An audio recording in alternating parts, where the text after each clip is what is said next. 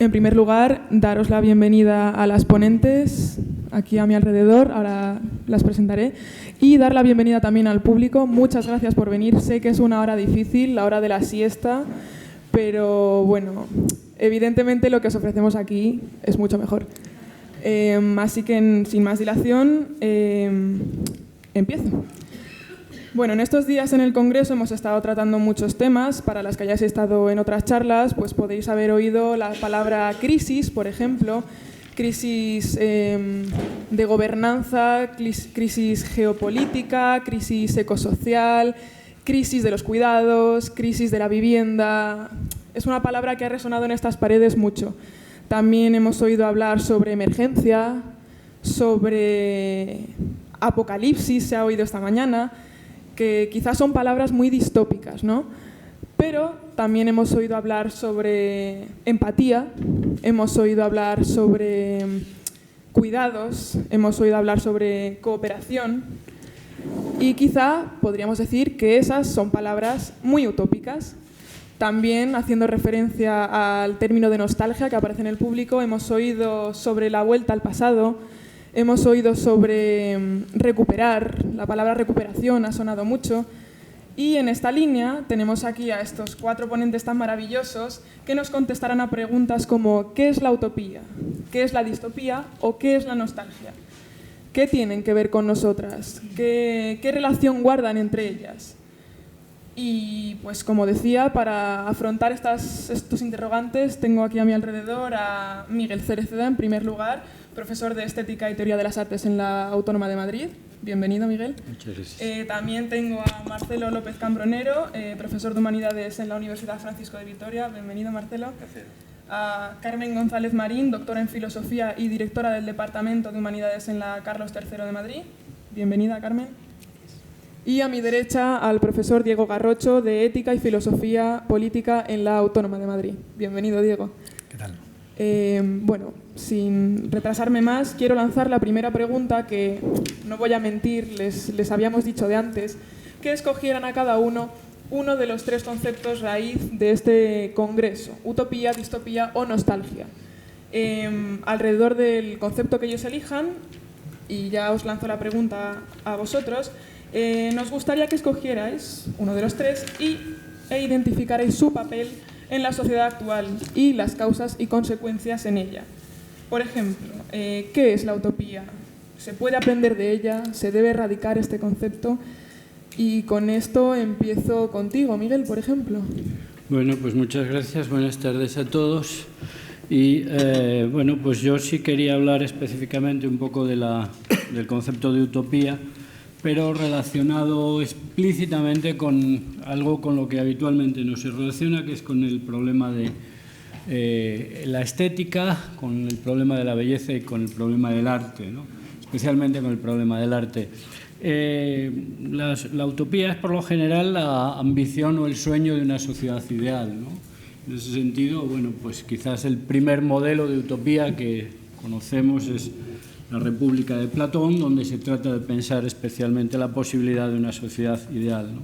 Sin embargo, la utopía es algo característicamente moderno, aunque es cierto que podríamos decir que desde antiguo tenemos ese modelo ideal y que, bueno, pues que hay distintos modelos que se vienen desarrollando de utopías posibles a lo largo de toda la tradición antigua y de la tradición medieval, fundamentalmente con la obra de San Agustín, y con la idea de una Jerusalén realizada, un reino de los cielos realizado en la tierra, ¿verdad?, que es algo que da lugar a numerosas políticas milenaristas y a numerosos proyectos posiblemente utópicos inspirados directamente en el libro de la ciudad de Dios de San Agustín, ¿verdad? Sin embargo, propiamente la utopía aparece con la modernidad, y especialmente, bueno, pues ese acontecimiento que caracteriza un poco la modernidad, que es el descubrimiento de América, y bueno, pues el libro de Thomas More, Utopía, está directamente vinculado como el descubrimiento de una sociedad nueva, una sociedad ideal, y también con la idea del descubrimiento de América. Utopía es en realidad un lugar que no existe en ningún sitio, y de ahí su nombre, utopos es un lugar no existente, ¿verdad? Sin embargo, este lugar no existente se plantea como un lugar ideal y da lugar, desde luego, a muchas posibles utopías o a muchas posibles ideas de realización de esta sociedad ideal, ¿no? Desde luego, la Ilustración va a desarrollar una utopía específica, la idea de una sociedad libre y transparente, a partir de la idea de la difusión de la luz.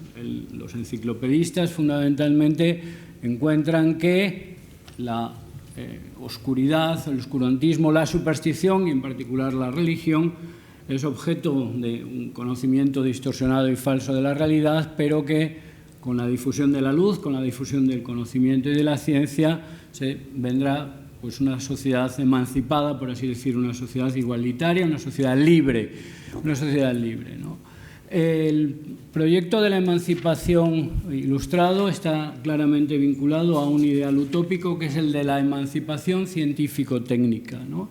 Es decir, la Ilustración, a la vez que la enciclopedia defiende la idea del conocimiento y de la ciencia, defiende también la difusión de la técnica y de los conocimientos científico-técnicos para liberar a los hombres de lo que dice Kant, su culpable incapacidad, pero en realidad su ignorancia o su desconocimiento y, por tanto, crear una sociedad más libre gracias precisamente a superar la dominación de la naturaleza, los límites que la naturaleza le impone al hombre. De este modo se genera una utopía de tipo tecnocientífico, de la que quizás todavía somos víctimas, pensando en esa idea de un progreso siempre indefinido, en la que el hombre consigue superar pues, tanto las enfermedades como la muerte, como las limitaciones del espacio, del tiempo, ¿no? Ese tipo de utopía tecnocientífica pues, se desarrolla mucho, desde luego, en las películas de ciencia ficción, ¿no? Hay además, desde luego, inmediatamente después de la Ilustración y en vínculo directo con el pensamiento de Jean-Jacques Rousseau y desde luego con la aparición del pensamiento socialista, una tercera utopía que es de tradición eminentemente ilustrada y que es la que podríamos denominar la utopía socialista, ¿no? El sueño de una sociedad igualitaria, libre y justa, y que, a diferencia de la idea de progreso o de la idea de la difusión de la luz, toma conciencia de la determinación económica y social de los problemas y cómo uno no puede ilustrarse espontáneamente o uno no puede cultivarse y liberarse de su ignorancia si está encadenado a un horario de trabajo de 12 horas diarias y no tiene tiempo, desde luego, para otra cosa que para buscar un sustento y no tiene la posibilidad de desarrollar sus otras capacidades, ¿no? Esto dará lugar a la utopía de tipo marxista, al ideal socialista y fundamentalmente al ideal comunista como utopía de una sociedad igualitaria, libre y justa, ¿no? Esta utopía, bueno, pues hemos conocido su desarrollo y desde luego ha sido un desarrollo sorprendentemente catastrófico, ¿no? En el sentido de que la utopía comunista ambicionaba el generar una sociedad igualitaria, libre y justa y, sin embargo, desarrolló en su aplicación después de la Revolución exactamente lo contrario de lo que pretendía, y eso no me cabe la menor duda de que es un fracaso de la razón y un fracaso también de la propia filosofía, ¿no? Sin embargo, hay la que a mí me gustaría considerar como una cuarta utopía, que por lo general no se suele tener en consideración cuando se habla de las utopías, ¿no? Es la que podríamos denominar la ideología estética, ¿no? Y esta es una utopía característicamente romántica, aunque aparece, bueno, pues con Schiller en las cartas sobre la educación estética del hombre. El ideal de la educación, el ideal ilustrado de la educación es trasladado a la obra de arte, de modo que la emancipación se consigue mediante la obra de arte. Pero en sus cartas dice Schiller una cosa. En la sexta carta dice Schiller una cosa que es muy interesante y que va a tener un efecto sorprendente. Dice que la mayor obra de arte que los hombres pueden realizar es la realización de un Estado libre, ¿no? Entonces, la idea de la política como obra de arte es una idea que parece que, bueno, que queda ahí vagamente sugerida en los textos de Schiller, pero que, sin embargo, a partir de Schiller y, desde luego, en la tradición romántica se va a desarrollar activamente, ¿no? Y eso es algo que, bueno, pues que nos vamos a encontrar, pues fundamentalmente, bueno, pues lo vamos a encontrar posiblemente en el pensamiento de Schelling, ¿verdad? Pero en su aplicación específicamente política nos lo encontramos quizás en Wagner, cuando habla de la obra de arte total. Wagner está pensando fundamentalmente en la idea de, bueno, pues de la ópera como un lugar de encuentro de las distintas artes, de la arquitectura en los decorados, de la música, obviamente, de la poesía o del teatro, ¿verdad?, de la danza, de la pintura, etcétera, como una reunión de todas las artes, y por tanto Wagner desarrolla esa idea de la Gesamtkunstwerk. Pero esta idea de la Gesamtkunstwerk o de la obra de arte total resulta que tiene unas resonancias sorprendentemente políticas cuando se empieza a aplicar al modelo de Estado, ¿no? Y bueno, entre los románticos, fundamentalmente un seguidor, un continuador y un admirador de Richard Wagner es el joven filósofo Friedrich Nietzsche, y Nietzsche va a desarrollar mucho esta idea de, bueno, pues de la obra de arte total y del Estado como obra de arte, y desde luego Nietzsche pues nos habla de obras de arte que son muy, muy sorprendentes, porque Nietzsche en los póstumos dice, bueno, pues la unión de voluntades como obra de arte.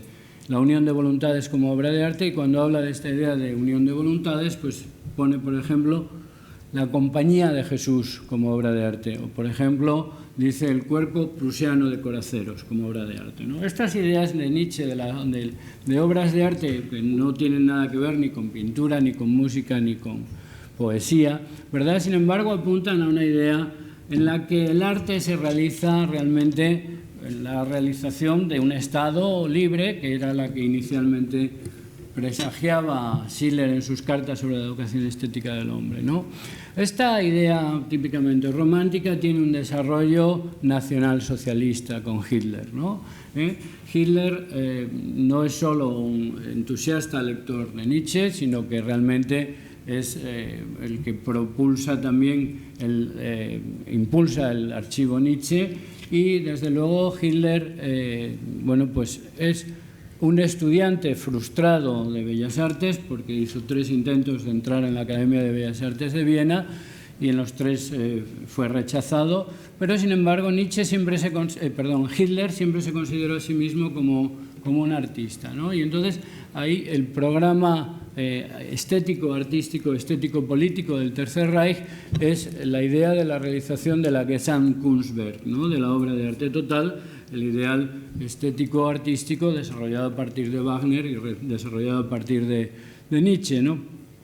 Hitler, bueno, pues no solo encarga los diseños de los uniformes del Tercer Reich y las banderas, no solo encarga a Albert Speer que le organice las grandes demostraciones, las grandes concentraciones anuales del partido en Nuremberg, que, bueno, pues Albert Speer contrata o consigue los focos antiaéreos de la Luftwaffe y hace una concentración nocturna con antorchas, un desfile nocturno que a todo el mundo le impresionó porque parecía una catedral de luz aquella reunión anual del partido en Nuremberg, ¿no? Y bueno, pues Hitler queda tan entusiasmado y tan prendado con Albert Speer que le encarga el diseño y la construcción de la nueva capital de Alemania, la Germania, ¿no? Y Hitler, incluso en los últimos días de la caída de la Cancillería de Berlín, subía de vez en cuando a ver la maqueta de Germania, soñando como en su sueño de la realización de un estado ideal estético-artístico, ¿no? Hitler, desde luego, se considera a sí mismo un artista y considera, de hecho, cuando toma París, se hace acompañar de un arquitecto y de un escultor para mostrar su relación específicamente con el arte, y considera, en último término, y lo consideran muchos de sus ideólogos, Alfred Rosenberg, por ejemplo, que el Tercer Reich es la verdadera obra de arte. Pero incluso tenemos muchos documentos que muestran clarísimamente que para él la verdadera obra de arte que él quiere crear es el Übermensch, el superhombre, ¿no? Y que es un proyecto, bueno, racista, un proyecto racial de exterminio de las otras razas y de afirmación de la supremacía racial de la raza aria, si es algún tipo de raza, ¿no? Bueno, esto es algo que evidentemente los marxistas de la época diagnosticaron y vieron con horror, ¿no? Cuando Benjamin, por ejemplo, Walter Benjamin escribe sobre la obra de arte en la época de su reproductibilidad técnica, trata de pensar en un arte que no puede ser instrumentalizado por los fascistas, ¿no? Pero lo sorprendente es que Benjamin habla de la ideología fascista como la ideología romántico-fascista, como identificando directamente la tradición romántica con el pensamiento de Hitler, ¿no? Y esta identificación es realmente problemática, porque si es cierto que en el romanticismo hay mucho de prefascismo, hay mucho de movimiento nacional, hay mucho de afirmación de la libertad, hay mucho de, de individualismo, ¿no? Y esta idea de revolución estético-artística, ¿no? Lo cierto también es que el propio marxismo tiene un componente profundamente romántico, ¿no? Y por tanto habría que ver hasta qué punto estas ideas, que son características de lo que de lo que podríamos dar en llamar la ideología estética, ¿verdad? Es un tipo de ideología que se vincula a una utopía, la utopía de la emancipación estético-artística, ¿verdad? Y que no solamente se encuentra en la tradición nacionalsocialista, sino que posiblemente podríamos apuntar en la tradición del pensamiento comunista algunos de estos ideales típicamente romántico-fascistas, ¿verdad? De momento no quiero decir nada más. Luego. Muchas gracias, Miguel. Pues me ha parecido muy interesante y no voy a tirar más del hilo porque entiendo que lo mencionarás después en la segunda pregunta, que no quiero hacer spoiler. Esto que has mencionado de la instrumentalización del arte en la política, pues eso, también tirando de la utopía estética. Entonces eso, no quiero hacer spoiler, pero te lanzo la pregunta de ¿realmente se puede evitar la instrumentalización del arte por parte de los movimientos de cambio social? Pero bueno, como digo, eso ya lo trataremos en la siguiente pregunta. Le quiero pasar el turno a Marcelo, que va a realizar una conexión entre el concepto de utopía y el concepto de distopía, para luego ya pasar con Carmen a la distopía. Así que adelante, Marcelo. Sirvo de puente, pues, entre utopía y distopía. ¿Hace falta que use el micrófono? ¿Por allí detrás se oye? Se oye estupendamente. ¿Sí? Bueno, pues no uso el micrófono si no tengo que agacharme. Si se está grabando, igual si necesitas. Si se está grabando, sí. Si se está grabando, preferible. De acuerdo. Se oye bien. ¿Sí? Bueno, así mejor quizá. Bueno, lo primero es deciros que, ya lo siento y pido disculpas, soy filósofo.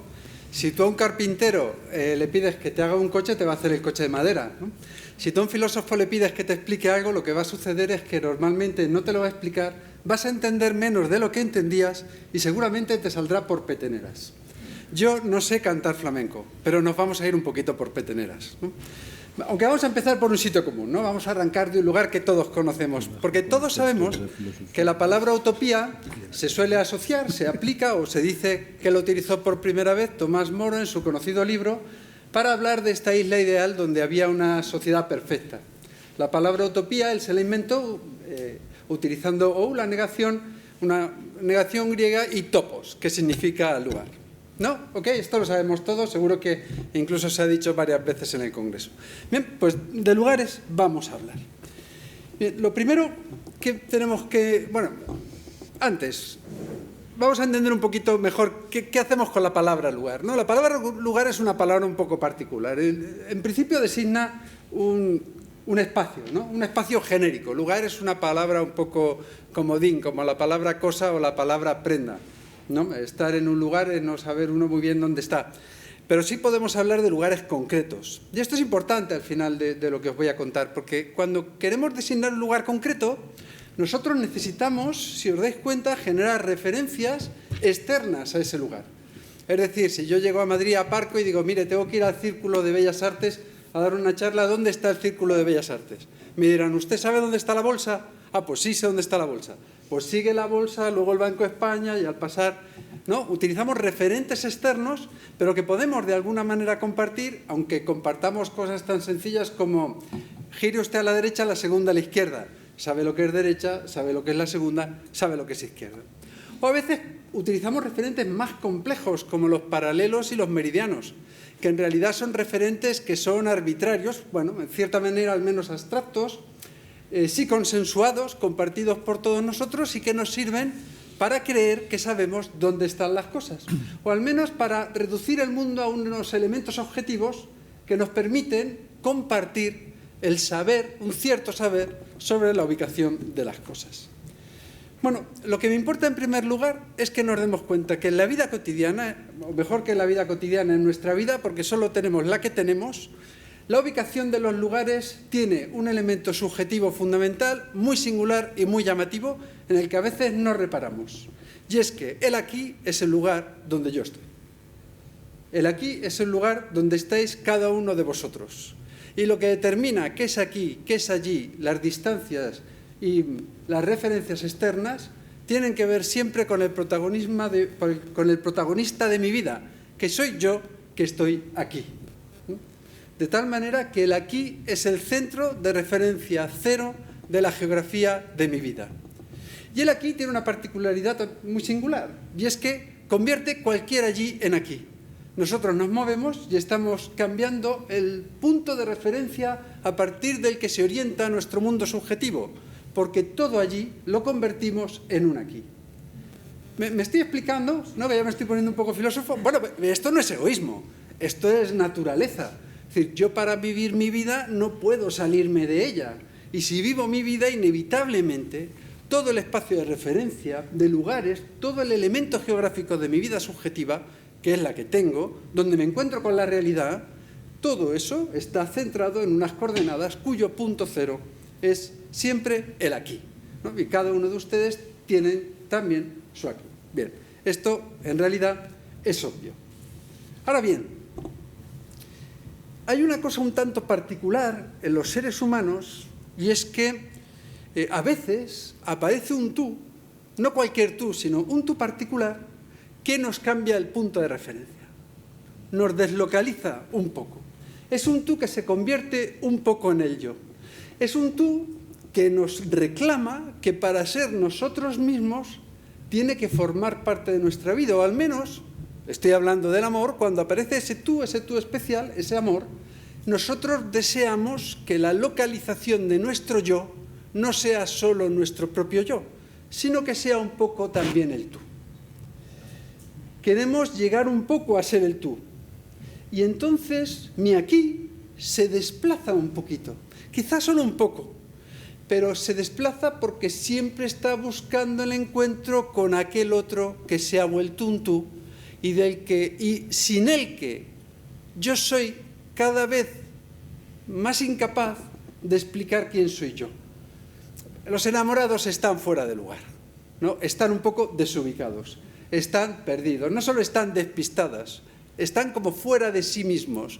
¿Por qué? Porque tienen el deseo de entregarse a un tú, de ser queridos por un tú, y ese tú, que es un tú extraído entre la multitud, que le has traído a uno de la multitud, se convierte en el punto de referencia al que el aquí se dirige. Y eso significa que el aquí crece porque de repente aparece un nosotros, que es el encuentro entre el tú y el yo. Bueno, me he adelantado un poquito. Fijaros, en principio no aparecen los otros. En principio está el yo en el aquí, deseando ir hacia el otro, que igual no me hace ni puñetero caso, ¿no? Yo tiendo un puente que, si no aparece un nosotros, va a decaer y se va a hundir. Para que el puente se sostenga, para que el aquí se sitúe en un punto deslocalizado de mí, para que mueva el aquí donde yo estoy, necesito que la otra persona recoja ese puente y lo sostenga. Y así aparece el nosotros. Y el nosotros tiene una particularidad, y es que hace que mi yo se desplace, pero que encuentre un ambiente nuevo y más grande. De hecho, se encuentra un ambiente nuevo, encuentra que en su aquí hay cosas que no había antes, porque lo comparte con otros, con otra persona, o también con amigos, o con ciertas personas que hacen que tu yo sea realmente yo, y descubre que ha crecido, que su aquí ha crecido, y le encanta estar en ese nuevo mundo rebuscando, cotilleando y conociendo ese tú, y conociendo también lo que es el nuevo yo, porque es que el amor nos cambia. Cambia nuestra ubicación. Por eso digo que vamos a hablar de lugares, ¿no? Hay un dicho, una especie de refrán muy popular que lo dice de una manera sencilla. Dos que duermen en el mismo colchón se vuelven de la misma condición. Eso significa que mi aquí se vuelve un aquí compartido, se vuelve un nosotros. Esto es una comunidad. El amor cambia el topos, cambia el lugar en el que vivimos. No solo porque muchos al enamorarse cambian de lugar, se acercan hacia el otro, sino que el deseo de ser el otro hace que la propia estructura subjetiva se transforme. Queremos ser el otro y que el otro nos quiera como nosotros somos, y esto se expresa de una manera muy bonita y muy evidente en los besos, ¿no? Los amantes se comen a besos, ¿no? Hay una nutrición en el beso, hay un elemento nutritivo de querer acoger al otro dentro de sí.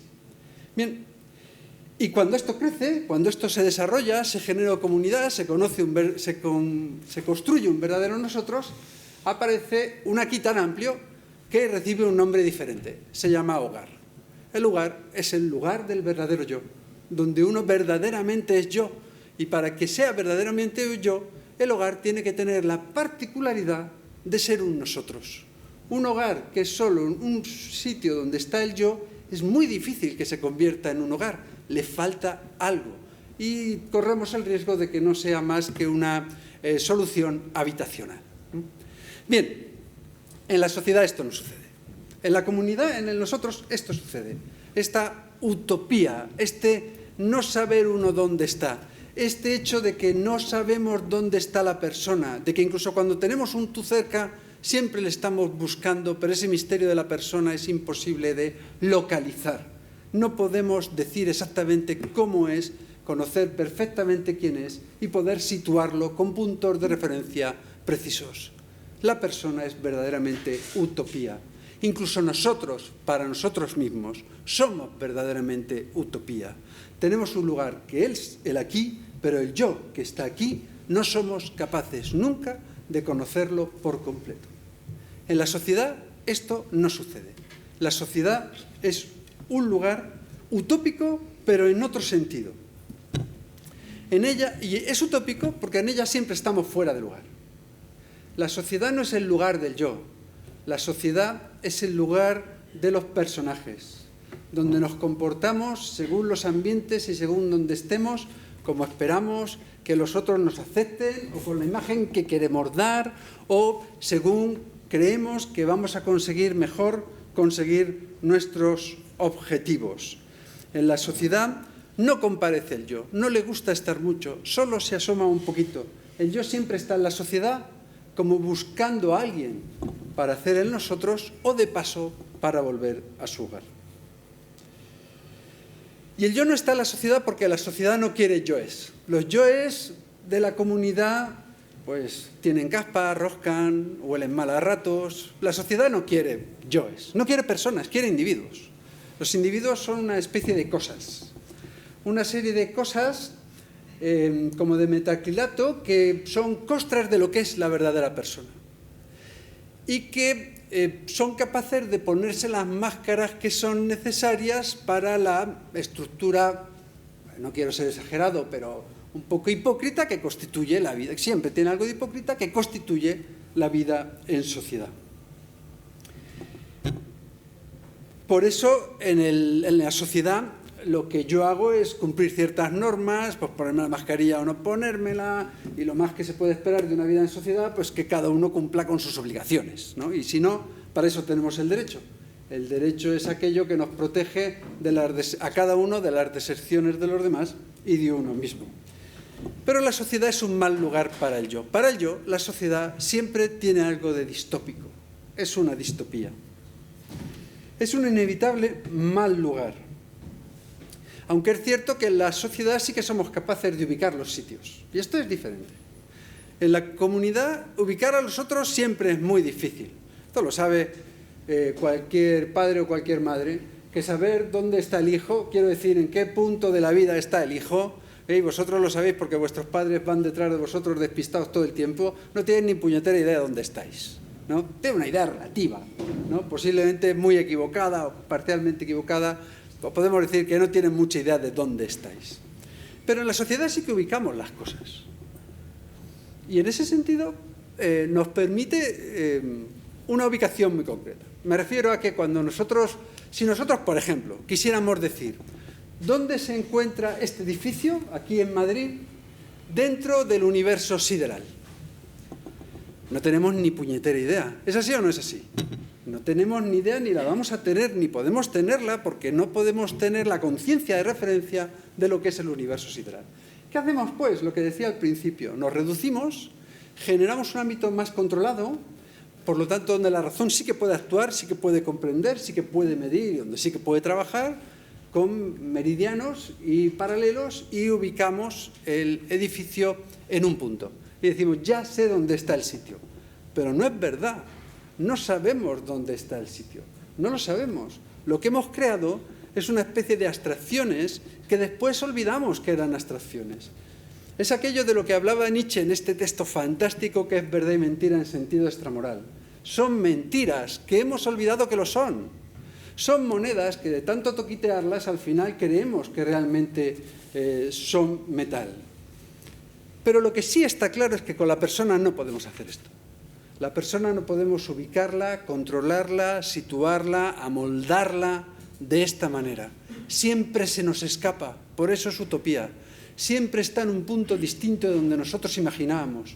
Cualquier concepto, cualquier criterio, cualquier posición ideológica que adaptemos sobre ella, siempre es demasiado pequeño para cogerla. La persona siempre es utopía. Y la sociedad siempre, y esto a lo mejor es una afirmación muy exagerada, es distopía. Y bueno, eso es quizá de lo que quiero hablar en la siguiente intervención. Muchas gracias a todos por escucharme. Muchas gracias a ti, Marcelo. Bueno, la verdad es que si me habéis ido mirando la cara, he empezado su intervención sonriendo, pensando, bueno, entonces el amor mueve montañas, el amor puede con todo. ¿Me relacionarás la sociedad con el amor? Pues no. Cuando ha ido tirando hacia el colectivo, hacia la sociedad, me has pinchado el globo, Marcelo. Pues nada, luego te lo inflo, a ver si puedo. Sí, la verdad es que te pediría que en la siguiente intervención me resolvieras la duda de qué pasa con el amor. Claro, porque tú quieres que hable del amor, pero me has llamado a hablar de la utopía y la distopía. Sí, la desgracia es que ahora daré lugar a Carmen para que ya pinche el globo del todo y hable sobre la distopía.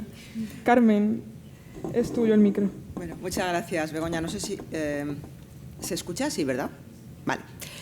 Efectivamente voy a hablar de cosas oscuras, ¿no? Recuperando un poco lo que decía al principio Miguel Cereceda, no voy a hablar de la luz, sino de la oscuridad, pero no, en realidad no es la oscuridad. Lo que voy a hacer simplemente para empezar en este primer turno, digamos, es primero recuperar la idea del espacio y el tiempo. Un momento, va a ser una trivialidad lo que voy a decir, pero creo que igual no nos viene mal. Y desde luego ver un poco la diferencia en las lógicas de la distopía respecto de las lógicas de la utopía. Preguntarme cuándo es distopía, para qué sirve, por qué tenemos distopías y esencialmente plantear un poco un escenario en el que quizá luego pudiéramos ver si efectivamente pues, el mundo en que vivimos es un mundo distópico.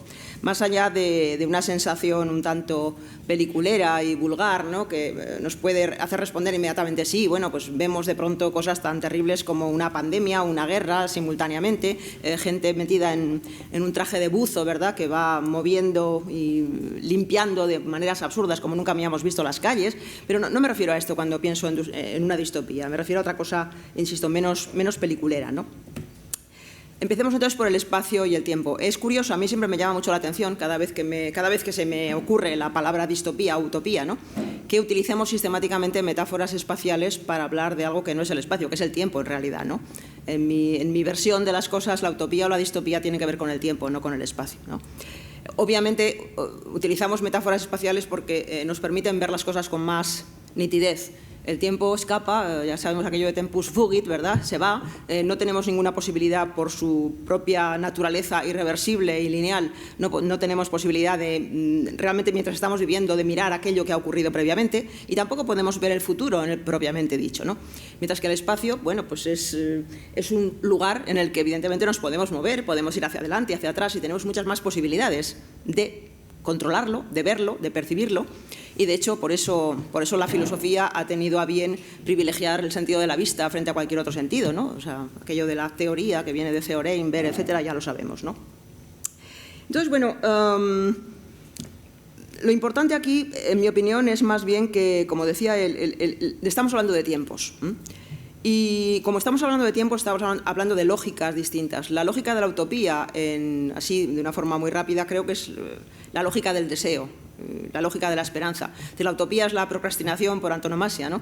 La utopía no se puede satisfacer, no se puede cumplir, igual que el deseo no se puede cumplir. Si yo cumplo mis deseos, pues evidentemente desaparece como tal. O sea, la utopía está siempre en otro lugar, siempre está necesariamente más allá y, por lo tanto, pertenece a ese tipo de cosas que yo llamaría a las que pertenece cualquier otra cosa que tenga que ver con los deseos o con las esperanzas, ¿no?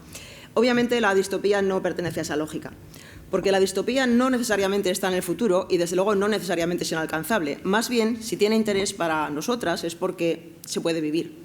Porque se puede vivir en el presente, porque a lo mejor la estamos viviendo. No sé si es eso lo que, bueno, el globo que se estaba pinchando antes vería por aquí, pero realmente puede ser simplemente eso, ¿no? Es decir, más bien la distopía tiene que ver con un presente continuo, sin esperanza y sin deseo, que con otra cosa, ¿no? En ese sentido, creo que la imagen de la temporalidad es relevante, ¿no? Entonces, bueno, sabemos, por otra parte, esto es anecdótico y seguramente lo sabéis, pero bueno, la primera vez que aparentemente se usa el término distopía es básicamente en el siglo XVIII. Después Stuart Mill la utiliza también en un discurso. Previamente Jeremy Bentham había utilizado un término que a mí me gusta mucho, que es cacotopía, ¿no? Caco significa malo, ya sabéis. O sea, entonces, bueno, es un nombre muy bonito realmente. Casi a mí me gusta más cacotopía que distopía, pero bueno, como no es el uso habitual, pues lo abandonamos. Pero realmente la pregunta, digamos, la pregunta que creo que tiene interés también plantearse y la manera en que podíamos plantearnos la pregunta no es tanto qué es una distopía, sino cuándo es distopía, por aquello de que tiene que ver con el tiempo, básicamente, ¿no? Además, esa es una pregunta que yo siempre tomo prestada casi para cualquier cosa a Nelson Goodman, que se preguntó cuándo es arte en lugar de qué es arte. O sea, en lugar de tratar de elicitar una respuesta, pudiéramos llamar esencialista, ¿no? Se trata de elicitar un tipo de respuesta distinta, más, seguramente más nominalista, pero quizá más interesante también, ¿no? En ese sentido, creo que vale también ese modelo de pregunta para el caso de la distopía o la cacotopía, ¿no? ¿Cuándo es distopía? Bueno, sabemos que es distopía siempre que algo está mal, muy mal, preferiblemente, cuando hay un mal sistémico, podríamos decir, ¿no? Un mal sistémico que, si recurrimos a las representaciones culturales, al cine, normalmente a la ciencia ficción, sea en literatura o en cine, ¿no? Porque seguramente nos resultaría demasiado áspero mirar el mundo que nos rodea. Si recurrimos a esas representaciones, como digo, normalmente nos encontramos con situaciones en las que, bueno, lo que hay es pobreza, miseria, resultados de grandes catástrofes, digamos, y sobre todo, y en una gran cantidad de casos, una especie de poder absoluto y una falta, sobre todo, y esto yo lo subrayaría, una falta de conciencia de la situación que se está viviendo, en muchos casos. Por ejemplo, un ejemplo que a mí me parece muy significativo, que no sé si conocéis, hay un cuentecito de Ayn Rand, bueno, es una pensadora y autora literaria bastante peculiar. Este cuento lo publica en el año 1938 y en castellano se tradujo como Himno. Está publicado bajo el título Himno, ¿no? Bueno, es un cuento que plantea efectivamente un tipo de sociedad absolutamente, habría que llamarle totalitaria, en la que los individuos viven en una situación, desde nuestro punto de vista, catastrófica, pero que no son capaces de percibir como tal, ¿no? Entonces, creo que eso es muy significativo respecto de lo que es propiamente distópico. Para mí, de hecho, la primera distopía que yo reconozco como tal en mi territorio sería El genio maligno de Descartes. Eso es una distopía. Es decir, el genio maligno de Descartes no nos permite ver fuera del propio mundo que nos ha creado, que nos envuelve y que nos confunde. Y, evidentemente, eso para mí es una característica fundamental de lo que sería un mundo distópico. En ese sentido, podríamos preguntarnos si vivimos en ese mundo o no, ¿verdad? Pero, fundamentalmente, la cuestión es cómo se fabrica una distopía. ¿O para qué tenemos representaciones? Si es que se puede hablar de representaciones, que tampoco lo tengo muy claro, ¿no? O sea, no sé si las distopías siempre se producen en forma de parábola, como analogías, o más bien tienen una fuerza distinta.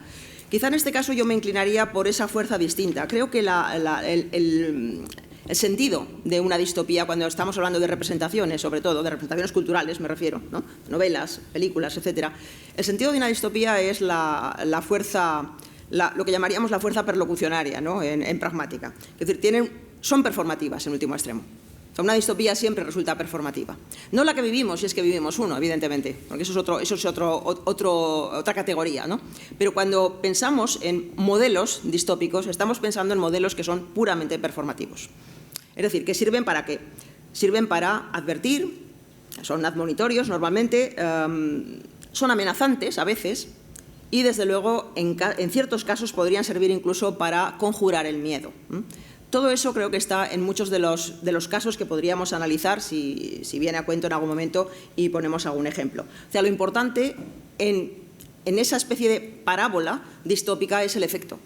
No es lo que se cuenta realmente, sino es el efecto, porque está pensada para que nosotros nos hagamos cargo automáticamente, de manera emocional prácticamente, de eso que estamos viendo. Es decir, no hay una distancia muy razonable entre el espectador, digamos, y aquello que se está presentando.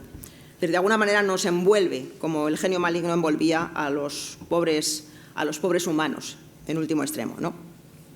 Es decir, en ese sentido creo que no hay una distopía. La distopía no consiste en una estetización del mal, por ejemplo, ni nada por el estilo, eso podríamos hablar después, ¿no?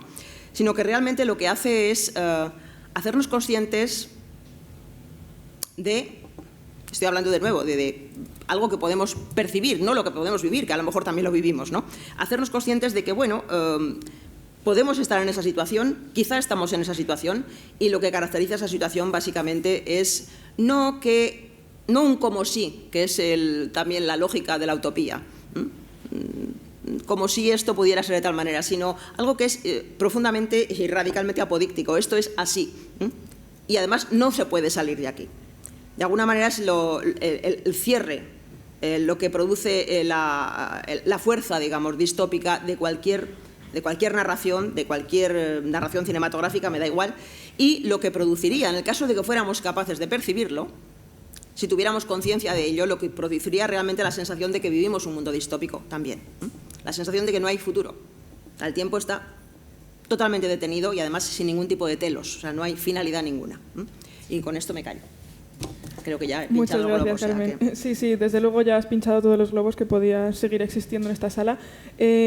Pues muchas gracias. Me ha interesado mucho que has nombrado el miedo. Y también me gustaría, en la próxima intervención, que a todos os he puesto una pequeña misión para la próxima, que me desarrollaras un poquito más qué papel juega el miedo en la sociedad actual y sobre todo en el futuro. Porque se habla en teoría política sobre el monopolio de la violencia por parte del Estado y me preguntaba, mientras hablabas, si realmente esto es un mecanismo para imponer el miedo. Y bueno, evidentemente, muchísimas gracias. Y paso a Diego, que nos va a hablar sobre la nostalgia. A ver si nos puedes aportar un poco de alegría a esta mesa, que ya no nos queda mucho a dónde aferrarnos. Bueno, muchísimas gracias a todas las personas aquí presentes y, por supuesto, al Círculo de Bellas Artes por acoger un año más este congreso. Y gracias también a quienes me han precedido en el uso de la palabra, que son colegas a los que admiro. Y en el caso, además, de Miguel Cereceda, fue profesor mío. Y cuando lo escuchaba sentía una cierta nostalgia, porque recordaba lo que era asistir a aquellas clases.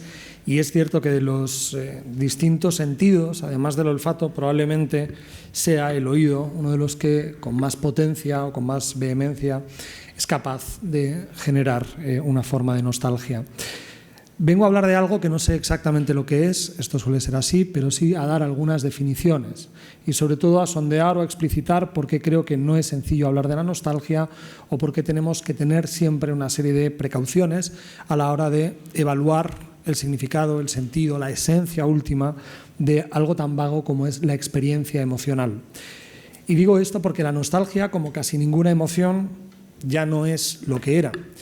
Y voy a partir de un ejemplo muy tonto y muy vano, pero que explica muy bien y de una manera muy intuitiva por qué cambia esa experiencia emocional y qué relación hay entre dos cosas que parecen ser la misma, pero que distan enormemente. Una de las cosas de las que vamos a hablar aquí es de la palabra nombrante, con la que signamos una parte de la realidad, en este caso una experiencia emocional, y de otra parte hablaremos de la experiencia nombrada. Y esa tensión entre la experiencia nombrada y la palabra nombrante, y si efectivamente las palabras hacen posibles o imposibles algunas experiencias, será algo por lo que me gustará pasar. Pero como digo, ¿por qué señalo que la nostalgia ya no es lo que era, o que va cambiando, o que tiene una historia, y una historia muy obvia?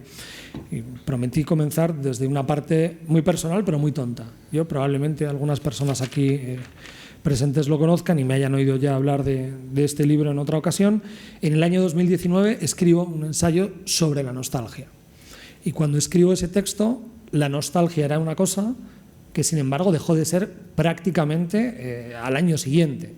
Yo escribí un texto que tenía que ver con una experiencia y con una obsesión privada, y que tenía que ver fundamentalmente con amores que se fueron y con la valla de mi colegio. Es decir, una experiencia profundamente privada. Y sin embargo, alrededor del año 2020 y 2021, la nostalgia comienza a convertirse en un objeto de disputa esencialmente política, ¿no? Y entonces comenzamos a encontrar distintos foros donde se habla de la conveniencia de ser o no nostálgico, de qué significa en términos políticos ser nostálgico, cuáles son sus riesgos, y de pronto, ya digo, algo que originalmente era una experiencia que formaba parte, digamos, del catálogo, ¿no?, de vivencias privadas que uno podía efectivamente explicitar o no, que incluso albergaban una cuota de legítima ficción, ¿no? Cuando imaginamos el pasado privado, el pasado singular, el pasado íntimo, no pasa nada si lo ficcionamos un poco, está bien, es un recurso egodefensivo que puede resultar legítimo. Pero, sin embargo, si lo convertimos en una causa política, muy probablemente ya, ¿no?, escucharemos los silbatos que nos obligan a situarnos en un sitio u otro de la trinchera. Pero hagamos mínimamente historia. Yo les decía que para hablar de la nostalgia lo primero que tendríamos que hablar es de una doble síncopa que es contradictorio. Y una es la experiencia que yo me atrevería a decir universal de la nostalgia, y yo esto me atrevo a defenderlo. El ser humano es un animal que añora, yo creo que echamos de menos de una manera muy concreta, pero al mismo tiempo, a pesar de ser, digamos, una experiencia casi universal o de uno de los rasgos esenciales de la humanidad, ya sé que estoy utilizando palabras que están muy de modés, ¿no?, esencia, humanidad, que habrá quien quiera disputarlas y desde luego podríamos hacerlo, pero yo sí creo que somos un tipo de bicho muy específico que echamos de menos algunas cosas. Pero en ese echar de menos creo que se concreta de una manera históricamente muy concreta cuando en el año 1688 un médico, un doctor, alumbra, crea, se inventa una palabra nueva que parece antigua, que es la palabra nostalgia. Y digo que es una palabra que parece antigua porque en su etimología ya nos advierte, ¿no?, o tiene, digamos, un eco que suena a Grecia, ¿no? Nostos, regreso, y algos, dolor. De modo que la nostalgia etimológicamente podría ser un dolor por aquello que regresa, un dolor por no poder regresar, un dolor por aquello donde no se puede regresar.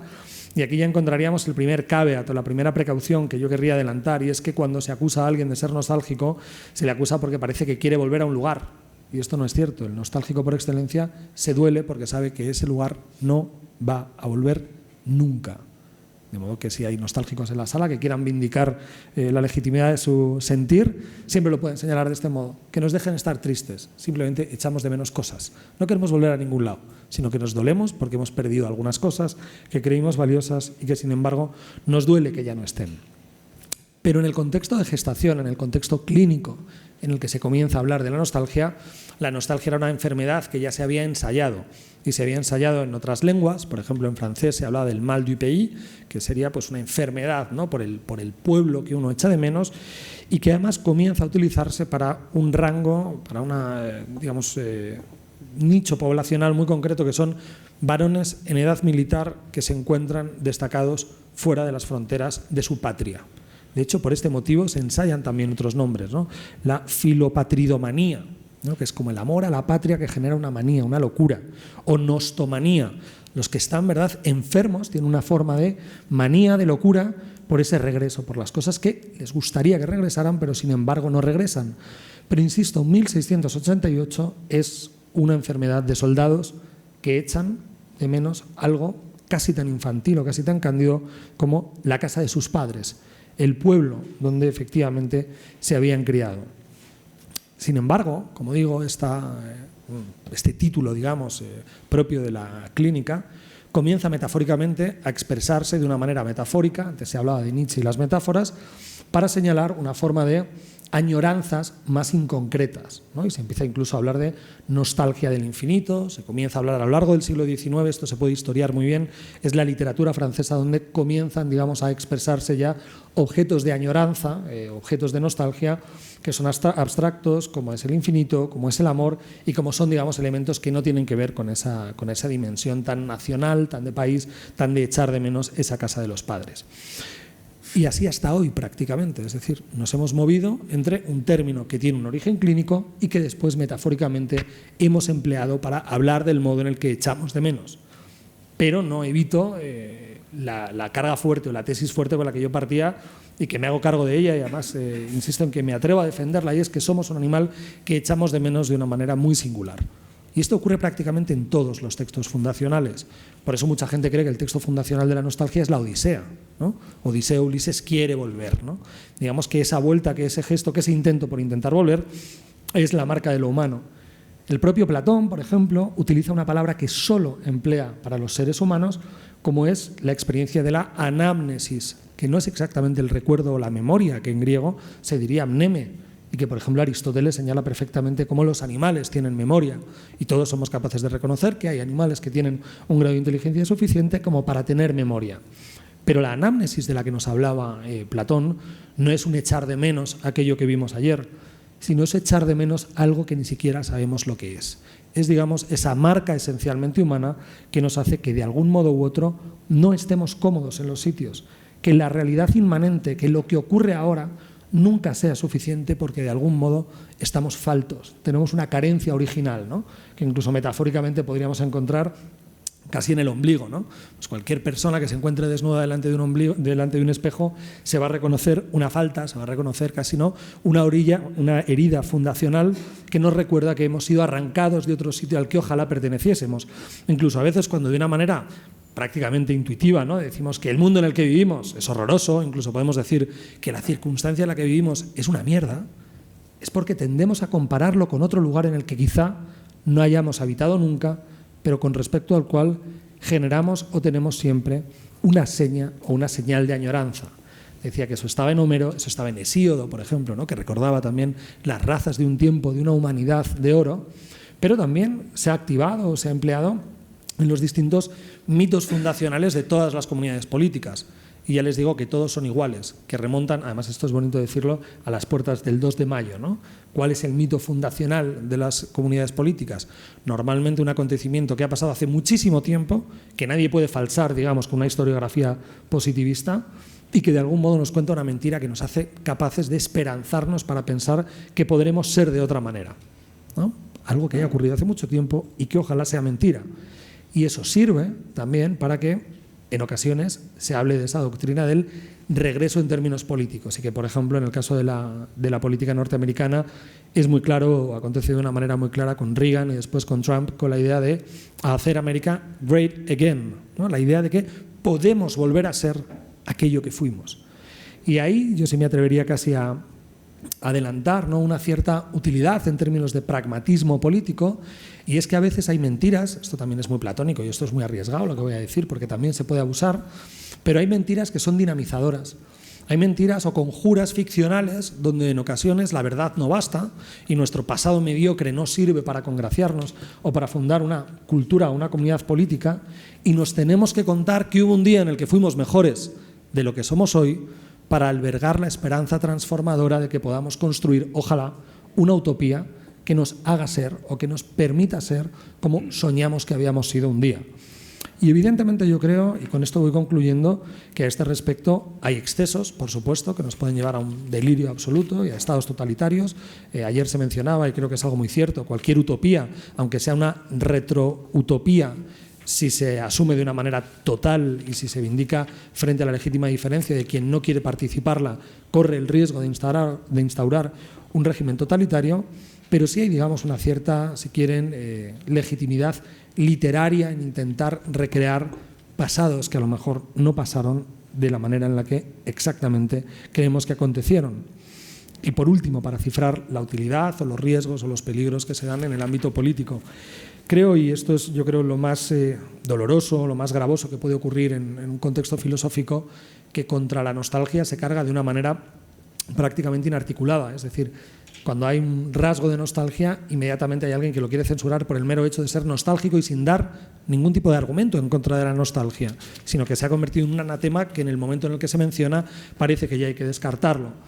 Y yo creo que lo que traslada, o sea, que lo que transparece, digamos, en esa censura a cualquier experiencia de nostalgia, en el fondo es una filosofía de la historia muy ingenua, que es aquella que imagina que cada día será mejor que el día anterior y que la línea del progreso ascendente se irá cumpliendo como esa escatología judeocristiana donde al final encontraremos un paraíso. Y creo que lo más razonable es asumir que algo no es ni bueno ni malo porque sea pasado, y esto hay que asumirlo hasta el final. Hay cosas que ocurrieron, que dejaron de ocurrir y que podemos legítimamente echar de menos, y ha habido grandes conquistas que a través del esfuerzo de muchas personas libres, decididas y valientes se han conquistado, pero que lo bueno y lo malo no responden a su ubicación en un tiempo o en una línea del tiempo que no es que sea exactamente ascendente, sino que probablemente no exista. Y que si queremos acoger de nuevo, y ya termino, en términos enteramente democráticos, esa línea del tiempo, entenderemos o deberíamos entender que es que no hay una, que es que hay muchas líneas del tiempo y que depende de cuál sea la variable que escojamos, podremos asumir, por tanto, que ese pasado tuvo o no cosas mejores y, desde luego, ese futuro tendrá o no cosas mejores. Pero bueno, yo creo que para esbozar qué puede ser la nostalgia, por el momento me quedo aquí. Muchas gracias, Diego. Pues yo he podido leer entre líneas, corrígeme si me equivoco, en tu intervención, el sentimiento de esperanza, que es algo que ha salido ya en otras charlas, y quizá me atrevería a recogerlo bajo la definición de nostalgia de futuro, podríamos decir. Una añoranza de qué puede pasar en el futuro, algo a lo que acogerse como, pues igual que la idea que recogías de que en el pasado todo salió bien, de que en el futuro todo saldrá bien. Hay un futuro imaginable al que nos agarramos cuando llevamos a cabo un movimiento social, por ejemplo, de que en el futuro todo saldrá bien. No sé. Pero bueno, de todas maneras, esto lo dejo para tu próxima intervención. Quería abrir una segunda pregunta, que sí que os voy a pedir que tenga intervenciones un pelín más cortas para que podamos incluir también al público, que es, como ya adelantaba y alguien ha podido seguro adivinar, es ¿qué creéis cuál creéis que es el poder de estos tres conceptos en lo que es el cambio social, en la lucha política de hoy, en el panorama actual? Vamos a bajarnos al suelo. ¿Cómo de poderosas son estas palabras? Miguel. Bueno, Diego Garrocho acaba de hablar de Donald Trump y de Ronald Reagan, recuperando ese ideal de Make America Great Again, pero más estremecedor es el de Vladimir Putin haciendo Rusia de nuevo grande, ¿no? La Rusia imperial y invadiendo Ucrania por la nostalgia, ¿verdad?, de un pasado imperial zarista o un pasado imperial de la Unión Soviética, y vemos cómo ese modelo pues sigue siendo terrible, estremecedor y tiene efectos realmente preocupantes, ¿no? También Diego ha mencionado un poco un modelo que me interesa y que quizás es sobre el que tenemos que trabajar, ¿no?, que es el modelo de la escatología judeocristiana, que evidentemente parte de un Lost Paradise, de un paraíso perdido, y camina hacia una tierra prometida y establece una visión lineal de la historia, como si la historia, ¿verdad?, ha dicho Carmen González Marín, que tuviese un carácter teleológico, condujese a alguna finalidad o algo así, pero quizás es algo de lo que teníamos que desprendernos. Más corrosivo, más poderoso que esta visión teológica, sin lugar a dudas, de la historia judeocristiana, antes lo has mencionado al principio y me ha interesado muchísimo porque es cierto, es el carácter apocalíptico, ¿no? Es decir, porque no hay que olvidar que todo Apocalipsis aparece siempre en un contexto de redención, es decir, la idea del Apocalipsis siempre aparece vinculado a un Mesías, y es el Mesías el que predica la destrucción final, la llegada del tiempo final, el tiempo que resta, como dice Agamben, hablando de Pablo de Tarso, es ese tiempo inminente que, bueno, pues que viene precedido de una destrucción que es mucho peor que distópica, porque no hay película de distopía que presente tantísimos horrores como la lectura del Apocalipsis, ¿verdad? Y bueno, y lo cierto es, y lo que es más interesante es que esta idea de destrucción está siempre vinculado a un ideal de redención, a un Mesías, ¿no? A un Mesías y entonces tenemos que pensar un poco cómo sigue perviviendo entre nosotros esa doble idea, bueno, en los ideales comunistas, ¿verdad? En todos los ideales utópicos que siguen siendo muy poderosos en nuestra vida, en nuestra política, en nuestra concepción social. La idea de redención. ¿Qué es redimir? ¿Qué es redimir? Bueno, el pueblo de Israel, redimirlo de su esclavitud, de su sometimiento al Imperio Romano, ¿no? Entonces esa idea de redención es siempre la de la manumisión del esclavo, ¿no? Y en último término, cuando la Ilustración piensa la liberación de su culpable incapacidad, está también pensando en términos de redención de una servidumbre, no se sabe si voluntaria o no, ¿no? Pero lo que es evidente que entonces aquí lo que más nos está determinando es una visión de la historia, una visión teleológica de la temporalidad, una visión unilineal que pensamos que tanto en la idea de progreso como en la idea de emancipación, ¿verdad?, están ahí presentes y que quizás, la crítica donde hay que hacerla es precisamente en esa visión teleológica de la historia, como que la historia conduce hacia algún fin, ¿no? Nietzsche trataba de volver a la idea del eterno retorno, pensando que de ese modo se podía romper con esa visión teleológica de la historia y esa visión progresista, que si nos determina absolutamente, ¿verdad? Tanto en sentido negativo, porque seguimos teniendo distopías que nos siguen motivando, ¿no? La destrucción ecológica del planeta es una distopía que tenemos reiteradamente presente, ¿no? Y entonces, es algo que decimos, tenemos que enfrentarnos, y nos enfrentamos también con un modelo ideal de un paisaje natural que posiblemente ya no va a existir nunca en modo alguno, ¿verdad? Y pienso que en todos estos sentidos son fuerzas que tienen una enorme influencia sobre nuestra conducta, sobre nuestra organización social, sobre nuestra política, ¿verdad? Muchas gracias, Miguel. La verdad es que me he quedado completamente atónita porque sin quererlo, porque entiendo que no has sido un fan empedernido de este congreso, has ido recogiendo pequeñas migajas que se han ido mencionando, como puede ser la crisis ecosocial, de una charla que fue ayer. Hemos hablado esta mañana sobre el transhumanismo, que has mencionado así ligeramente tú antes, también sobre la religión, con lo cual te quiero agradecer que realmente esto está sirviendo como charla de cierre. O sea, yo estoy encantada. Y muchísimas gracias por tu intervención. Le paso la pelota a Marcelo para que me pinche el globo del todo. Así que adelante, Marcelo. Bueno, vamos a intentar bajar al barro, aunque yo hablaba del amor, que eso es barro puro, ¿no? ¿A qué llamamos utopía, ¿no? Bueno, no es tan fácil de decir, pero básicamente quizá llamemos utopía a una sociedad armónica, justa, donde no existe el conflicto y donde las personas pueden tener un bienestar psicológico que o bien les haga felices o tienen las condiciones para ser felices. Bueno, a mí me llama mucho la atención cuando dentro de la democracia hablamos de eliminar el conflicto, porque la democracia es el sistema político que solo es posible, solo se puede dar cuando aceptamos que la sociedad es un lugar de conflicto. Toda aquella persona que piense que la labor de la democracia es eliminar el conflicto, lamento decir que no es demócrata. La democracia se ha inventado como un sistema particular de gestión del conflicto. Todo sistema político es en realidad un sistema de gestión del conflicto, porque la sociedad es conflicto. Y si la sociedad no fuese conflicto, no necesitaríamos sistemas políticos, no necesitaríamos jerarquías ni personas que tomaran decisiones, ni leyes, ni reglas, ni normas, ni siquiera morales. Tenemos todo eso porque la sociedad es conflicto. Y los sistemas políticos intentan gestionar el conflicto de alguna manera. Muchos de ellos eliminando a los disidentes, sencillamente, o creando una jerarquía en la que hay unas personas que están en la estructura superior, que tienen unos conocimientos, pues parece ser que mejores sobre cómo tiene que ser la sociedad, e imponen un modo de vida y una manera de entender la realidad a los demás. Bien, la democracia es el sistema político que acepta que no va a hacer eso. Es decir, que acepta que en la sociedad va a haber conflicto. y que vamos a gestionar el conflicto sin utilizar la violencia y sin imponer ese tipo de estructuras jerárquicas. Es decir, la democracia dice, es inevitable el conflicto, que haya conflicto. Eso es la democracia. Y por lo tanto, democracia y utopía son elementos contrarios.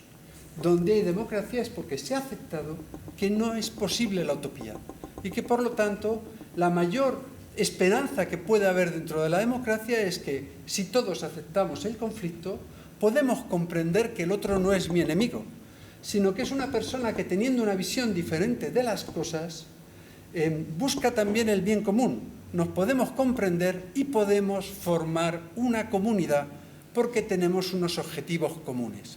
Eso es a lo que se puede esperar en democracia, aspirar en democracia, a que se generen comunidades de búsqueda del bien donde haya ciertos nosotros, donde haya cierta utopía en este sentido del que he hablado antes. Bien, ¿qué sucede cuando nosotros queremos hacer utopía? Bueno, a mí siempre me viene a la cabeza El corazón de las tinieblas de Joseph Conrad y este informe que hace el señor Kurz, este hombre que está en medio de África y han ido a buscarle, hace un informe a una sociedad internacional sobre la educación de los salvajes, donde explica esta idea lineal de la historia que él tiene de que Europa está más avanzada en el camino del progreso y los africanos de aquella época están más atrasados. Esta es una idea propiamente moderna, ya aprovecho para meter un poco de cizaña y de discusión, no es una idea judío-cristiana, tal vez sí judía, en absoluto es cristiana y en el cristianismo no existen paraísos perdidos, ¿no? Esto es un motivo chulo para que podamos luego discutirlo, si es lo que toca y si no, pues nada. Pero en el informe del señor Kurz es muy divertido seguir el informe porque él empieza a decir qué bueno que hayan llegado aquí los europeos. Estos salvajes, como él los llama, no tienen cultura, no tienen educación, no tienen maneras, tienen unos cultos religiosos absurdos, pero nosotros los europeos hemos llegado a educarlos. ¿Cuánto bien no vamos a hacer los europeos? Y está hablando en este tema, ¿no? Como una visión un poco de la utopía que va a crear Europa en África. Y después empieza a cabrearse, porque dice, pero se resiste, mantienen sus creencias antiguas, mantienen sus visiones anticuadas, no quieren vestirse como les decimos, se ponen el taparrabos, no hay manera de convencerlos. En cuanto crees que van a hacer una cosa, te engañan y vuelven a hacer sus prácticas rituales. Y empieza a calentarse, a calentarse, a calentarse y al final concluye el informe dando la solución utópica para solventar el problema, que es asesinemos a todos los salvajes. Esa es la conclusión final a la que llega. Pero esto que nos puede parecer literatura lo encontramos también cuando buscamos los textos de los autores soviéticos de los años 20, ¿no? Ellos dicen que hay que coger a la generación de ese momento y es una generación que se tiene que sacrificar. Se tiene que sacrificar para la generación del nuevo hombre soviético. Y, por lo tanto, su idea sobre lo que hay que hacer con la generación presente es asesinemos a todos estos salvajes. Bien. Tenemos que renunciar a toda utopía social, tenemos que aceptar, tenemos que amar la utopía personal. Me voy a ir a un extremo para entender esta cuestión. Vamos a ver, hay una serie de personas entonces que empiezan a pensar que cuál es el mejor modelo social, tienen una visión ideológica de la sociedad, reducida pero contextualizada, una cierta explicación de lo que es el mundo, tienen unas ideas de cómo tiene que ser, de cómo la gente será feliz, y quieren decirme a mí cómo yo tengo que ser feliz, que se vayan a freír espárragos. Quieren abrir las puertas de los cielos, que hagan camino, que me dejen tranquilo. No tengo ninguna necesidad de que nadie intente buscar mi felicidad. Que Dios me libre de aquellos que quieren hacerme santo y de aquellos que quieren hacerme feliz. Porque todo aquel que intenta mirar la sociedad como una estructura que puede trabajar desde el poder para conseguir llevarla a un lugar utópico, en realidad no está viendo a personas, está viendo a individuos, está viendo a seres que no son personales, está viendo cosas que podrá manipular si las reduce a cosas.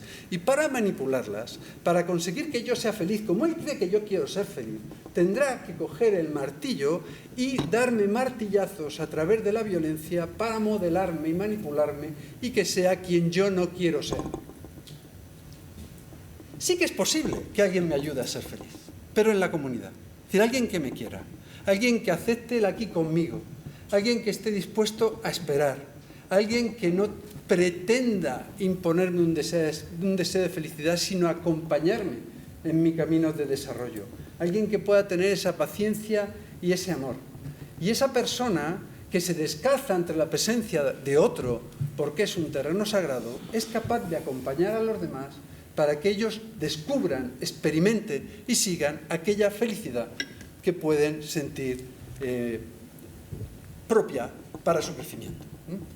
Bien, y desde luego nos tenemos que procurar no pretender de ninguna manera, por mucho que queramos a otro, querer decirles cómo tiene que ser feliz, ¿no?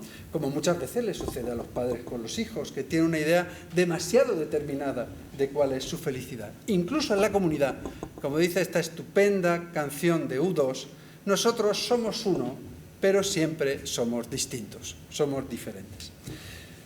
Bien. Acabo rápidamente. Simplemente decir que cuando nosotros pretendemos un cambio social construido desde el poder, sin que tenga una iniciativa basada en las comunidades sociales, solo podemos hacerlo a través de la violencia. De la misma manera que cuando tenemos un sistema social que queremos controlar, ha estado aquí Marta Peirano, seguro que habrá hablado del control social, imagino, cuando queremos una sociedad detenida, completamente estructurada, según un modelo como el transhumanismo o cualquier otra ideología que nos parece estupenda, para mantenerla detenida, para mantenerla en la estructura que nosotros queremos crear si conseguimos crearla, siempre en la historia se ha mostrado que esto se puede conseguir, pero se tiene que conseguir a través de la violencia. Porque la sociedad es un sistema biológico. Y en todo sistema biológico, allí donde está el equilibrio, en la periferia, siempre hay bifurcaciones, cambios, transformaciones. Muchas de ellas se quedan en nada, muchas de ellas son aplastadas por la violencia, pero también muchas de ellas generan un movimiento mimético que acaba por transformar toda la sociedad. Siempre la vida se abre camino. No podemos pretender que la política consista en el diseño de las sociedades. La política consiste en actuar con poca información, tomando decisiones que van a producir modificaciones en la sociedad que nosotros no habíamos previsto y que tendremos que volver a modificar, y para lo que desde luego necesitamos la opinión de aquellos que piensan diferente, porque ellos nos dan una perspectiva sobre el mundo que nosotros no tenemos, porque introducidos en política solemos tener unas viseras ideológicas bastante fuertes. Acabo. ¿Hay que creer en la utopía? Sí, en la persona, en su libertad, en su capacidad para el bien, en su capacidad para crecer, en potenciar su fuerza. Y fuera de ahí lo que nos encontremos es la manipulación social, y cuando hay esa aspiración ideológica se acaba imponiendo siempre la violencia, y en muchos casos una violencia que lleva incluso a la distopía. Muchas gracias. Muchas gracias, Marcelo. Pues Carmen, por suerte Marcelo nos ha abierto las aguas y ha vuelto a traer el tema de la violencia, que es el que te he preguntado yo antes, con lo cual no hay más que darte la palabra para que sigas por ahí. Bueno, pues vamos a ello otra vez. Cuando yo he mencionado varias veces antes utopía, en esa especie de mini contraste con la otra versión de las cosas, en la que me he detenido más, yo pienso siempre en términos de colectivos, evidentemente. Para mí pienso en una utopía colectiva, ¿no? Y ahí sí creo que preguntabas antes, Begoña, acerca de la fuerza de estos conceptos, y creo que sería erróneo pensar que el pensamiento utópico es garantía de un futuro mejor. Al menos yo no lo veo de esa manera, ¿no? O sea, creo que es garantía de otras cosas. Es decir, cuanto menos alcanzable es la utopía, más potente es, esencialmente.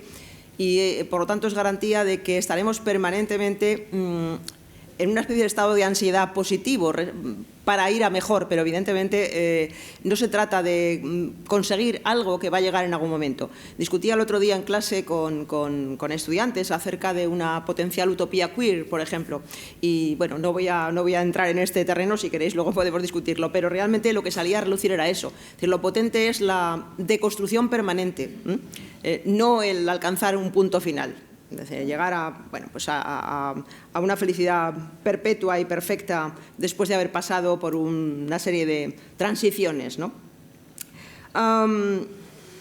Lo que creo que sí es efectivamente potente, y lo decía antes Miguel Cereceda también, es la naturaleza apocalíptica fundamentalmente de las distopías, claro, ¿no?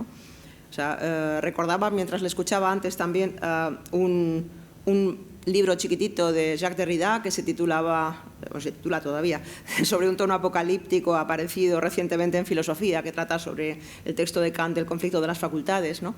Y allí Derrida hacía una consideración que, bueno, yo no sé hebreo, pero él afirmaba que apocalipsis en hebreo se diría gara, y que gara significa revelación, es decir, revelación, desvelamiento de lo que es pudendo. Y visto de esa manera, creo que efectivamente las representaciones distópicas sí revelan lo que es pudendo, lo que no deberíamos ver, vamos, lo que debería estar prohibido y alejado de la visión, ¿no? ¿Para qué? Ya vamos al asunto del miedo y de la violencia y tal, ¿no?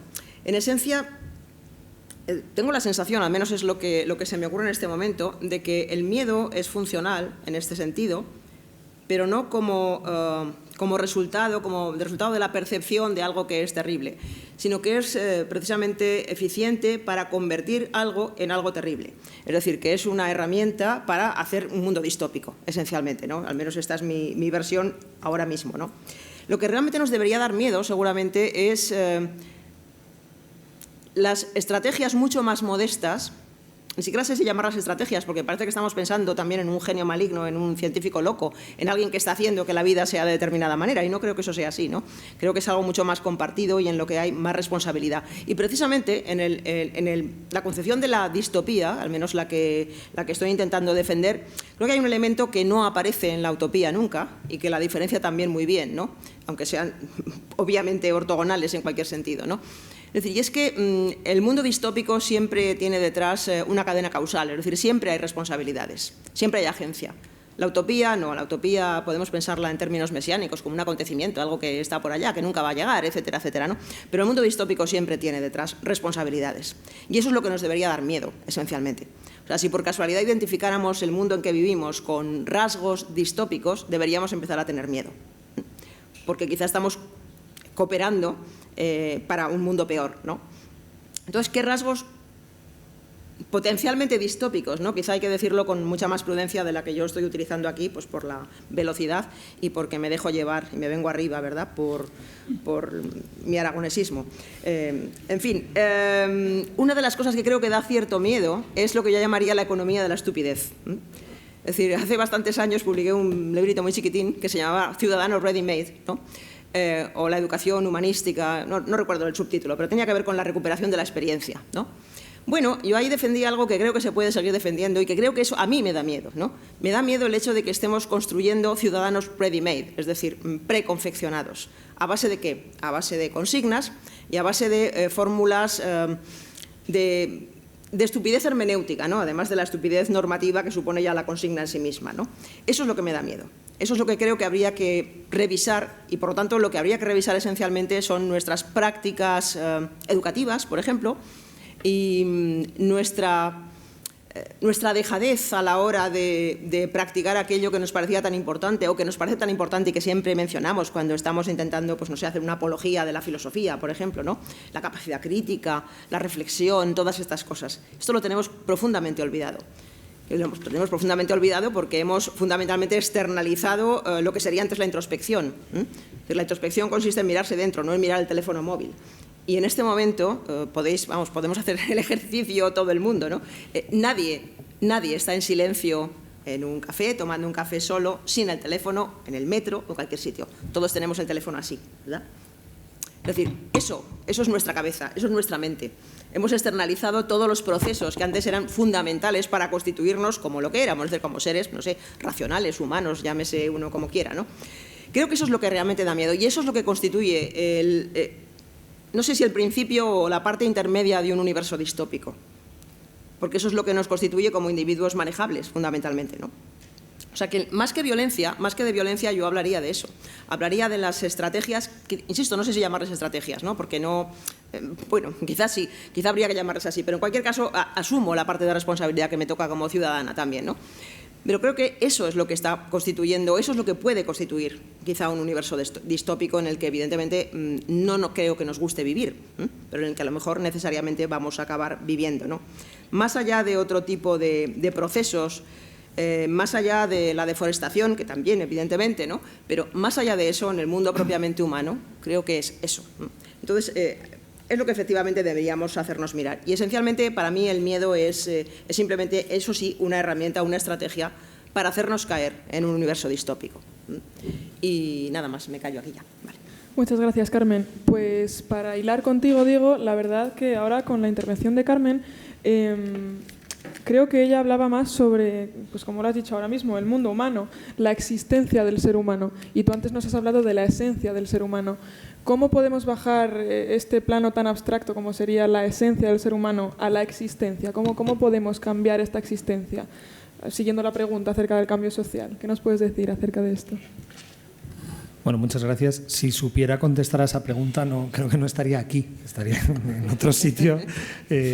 Probablemente, bueno, no hay un sitio más importante que este, pero probablemente sí sería un sitio distinto. Pero retomando algunas de las ideas que se han señalado, queriendo concretar cuál podría ser la intervención o la utilidad política y social de la nostalgia, si la tuviera, sí quisiera señalar algunos matices, también aspirando a recoger cuestiones que han señalado mis compañeros. El nostálgico no es exactamente alguien que dirija su esperanza al pasado, el nostálgico no es alguien que quiera volver a un pasado, sino que lo que busca en ocasiones es desear o poder mirar el futuro con la esperanza con la que miraron aquellos que nos precedieron, es decir, volver a imaginar el futuro como un lugar de esperanza. Esto quienes vivimos en los 90, que en otra sesión de este congreso se señalaba como la década excepcional, ¿no?, donde todo funcionaba, luego conocemos los matices, todo funcionaba en una región muy concreta que es el lugar donde nosotros vivíamos o teníamos esa sensación mientras el mundo se deshacía en otras direcciones, pero hablar de nostalgia en esos términos de esperanza sí lo quiero llevar a ese lugar. También quería recuperar sobre la idoneidad o no de que la nostalgia sea una emoción o una pasión, una experiencia emocional útil en términos políticos. Sí quiero indicar que puede serlo y que puede serlo además sin ser reaccionaria o sin ser rancia o sin ser extraña. Y en ese sentido creo que hay una figura, más que una tesis, me serviría de una figura que creo que representa muy bien, digamos, esa nostalgia contemporánea que podría ser Pasolini, ¿no? Y Pasolini decía, tiene unos versos preciosos, ¿no?, donde él dice: «Io sono una forza del passato, solo nella tradizione e il mio amore». Soy una fuerza del pasado, solo en la tradición está mi amor. Y no es sospechoso de ser un reaccionario, no es sospechoso de ser un conservador. ¿Cuál creo que son los riesgos esenciales de la nostalgia o su contrario, que ya veríamos cuál es? Que se ubiquen o que se coloquen en los lugares donde no tocan.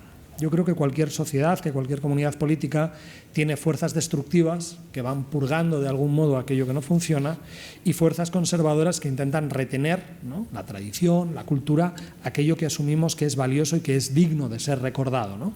Y en ese doble movimiento hay un pulso revolucionario destructivo y hay un pulso más tradicional y de conservación de la gran cultura, podríamos imaginar.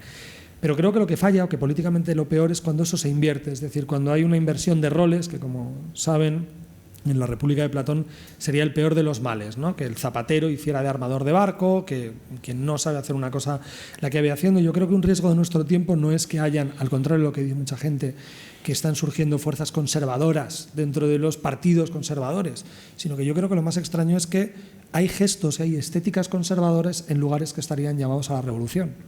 Es decir, nos encontramos con que el imaginario, por ejemplo, de vuestra generación fundamentalmente tiene como referente algo que para mi generación ya era antiguo, como era el París del 68.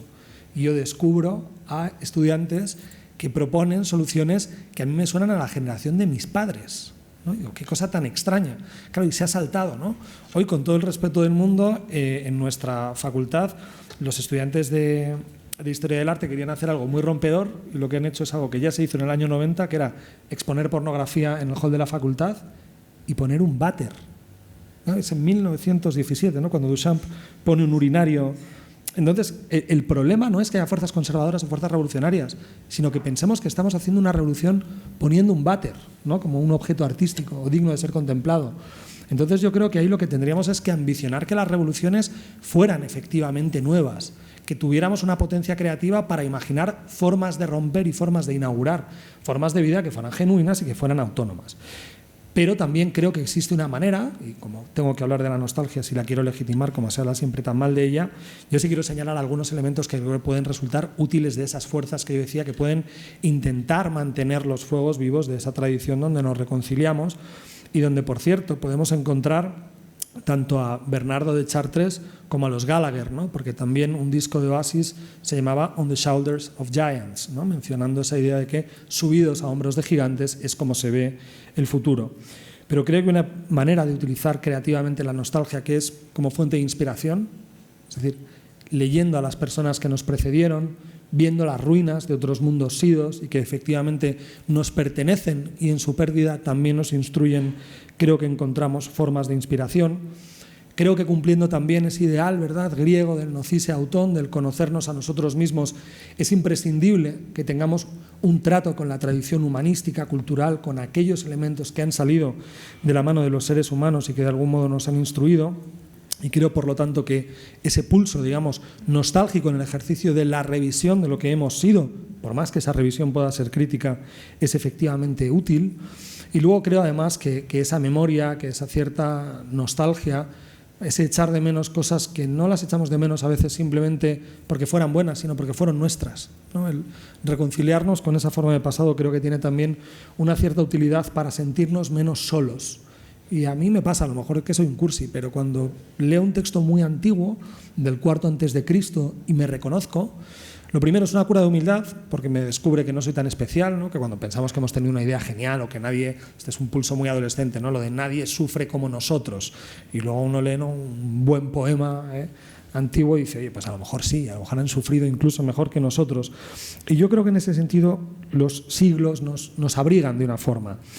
Pero por último, casi como imperativo generacional, os diría que no elijáis. Es decir, que quien os proponga si hay que mirar hacia el futuro o hacia el pasado, es que podemos hacerlo todo, ¿no? Y Cesare Pavese decía que había que amar u odiar, pero siempre con violencia. Y yo lo que os diría es, mirad ya sea al pasado o ya sea al futuro, pero siempre con esperanza. Pero no hay que elegir. Gracias. Muchas gracias, Diego. Bueno, nos has dejado sobrecogidas tras este alegato, así que no me queda más opción que abrir el turno de participación del público porque creo que es lo que toca, sinceramente. Así que Blanca os irá pasando el micrófono si tenéis alguna pregunta. Os animo a que participéis, a que abramos este espacio de diálogo entre todas. Así que adelante, Blanca. Por favor, ¿alguien tiene por ahí? Vale, ahí. Hola, bueno, me llamo Arantxa. Yo quería hacer una pregunta un poco al hilo de lo que has comentado, si podrías profundizar sobre la utopía queer, esto que has comentado antes que me pareció muy interesante. Estaba pensando también en la utopía del poliamor, ¿no?, que ahora está muy de moda, el poliamor, la poligamia, el salir de la monogamia, si la monogamia es una distopía a día de hoy de la que no nos damos cuenta. Y luego relacionándolo quizá un poco con la nostalgia, también pues el tema de que el amor romántico no deja de ser un invento del siglo XVII, XVIII y que antiguamente en las tribus pues el amor este que conocemos hoy en día de un hombre, una mujer o dos mujeres o dos hombres no existía, era una cosa más grupal, más de tribu y bueno, pues un poco ahondar en vuestros pensamientos sobre este tema. Gracias. Bueno, pues creo que me toca la utopía queer, ¿no? A ver, lo que decía, o sea, el ejemplo que he puesto así de pasada era más o menos el siguiente, leyendo un texto de, bueno, voy a hacer propaganda porque era alumno mío, de Víctor Mora, en un librito chiquitín que publicó hace poco que se llama ¿Quién teme a lo queer?, ¿no?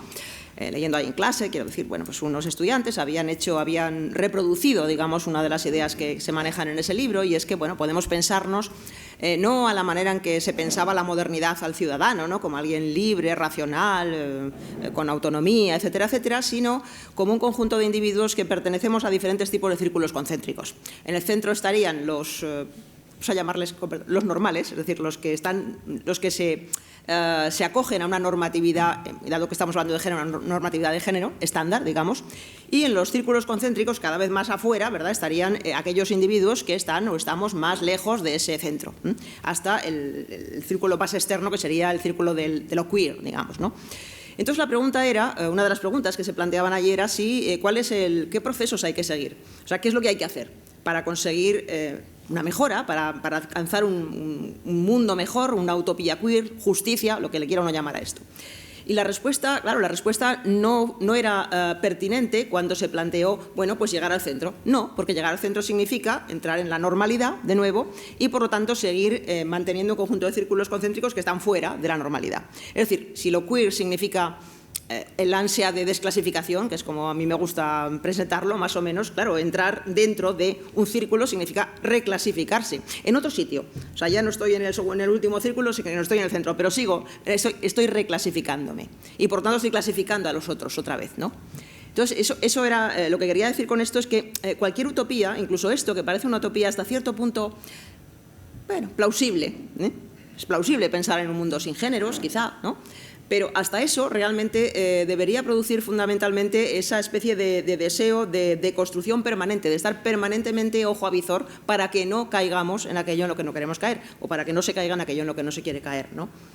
Respecto de los amores, pues no sé, yo no sé, yo aquí es que tengo ideas un poco a vencerrajes, o sea que con perdón, pero vamos a ver, bueno, primero yo creo que el amor romántico es mucho más viejo que la modernidad, o sea, no sé, todo el roman courtois es amor romántico, además del más romántico que uno pueda imaginarse, ¿no? Pero bueno, estas cuestiones poliamorosas, o en el fondo yo creo que es un deseo de institucionalizar lo que antes se llamaba, respecto del pasado, ese pasado que pertenece no a vuestra generación, sino a otra, más a la mía y más a gente mayor que yo todavía, ¿verdad? Aquello que se llamaba amor libre, que en mi opinión era bastante mejor que la institucionalización sí, es mucho más razonable que la institucionalización de un poliamor en el que uno tiene varias relaciones pero establecidas, y uno de 5 a 7 me toca con fulanita y luego con menganito, ¿no? Creo que es preferible desde mi punto de vista, pero insisto que tengo unas ideas un poco bárbaras al respecto. Pero fundamentalmente lo importante, que era creo el problema de la utopía, creo que efectivamente las utopías no se deben cumplir, no es que no se puedan cumplir, es que no se deben cumplir. Tampoco la utopía queer. Creo que lo que debe hacer el concepto queer, que es un concepto a fin de cuentas profundamente abstracto, en último extremo, es simplemente avisar, estar atento, cuidadoso acerca de los atropellos que se pueden llevar a cabo por razones de género, ¿no? A diferentes tipos de personas. No sé si te he respondido, pero en fin. Bueno, me ha sonado muy balderiana tu reflexión sobre la utopía queer. Diego, por lo de la nostalgia, ¿quieres realizar alguna reflexión? Por la nostalgia y por recoger una cuestión de las construcciones culturales, que creo que este sí también es uno de los tópicos que a veces nos repetimos y creo que podemos perder algún matiz. Estoy también de acuerdo con Carmen, ¿no? En la idea de que la generación anterior, la que yo recuerdo de mis padres, hacía lo mismo, pero no te daba la turra. Quiero decir que eran más gozosos, ¿no? Y lo hacían, bueno, pues a quien le iba a la marcha, pues le iba a la marcha, pero no te evangelizaba o no te quería hacer como un gran constructo teórico. Y ya digo, a mí me parece poco novedoso, porque eso era lo que yo veía a los amigos de mis padres, y a lo mejor mis padres, pero no me lo contaban, pero quiero decir, tenían el buen gusto de no hiperteorizarlo. Pero sí creo, independientemente, que de nuevo también estoy de acuerdo con Carmen, creo que cuando a la modernidad le imputamos cosas que a veces son más antiguas, es decir, le concedemos un valor omniexplicativo y omniculpable, ¿no? Todas las culpas las tiene la modernidad, cuando a veces, bueno, pues la historia se jalona de otro modo.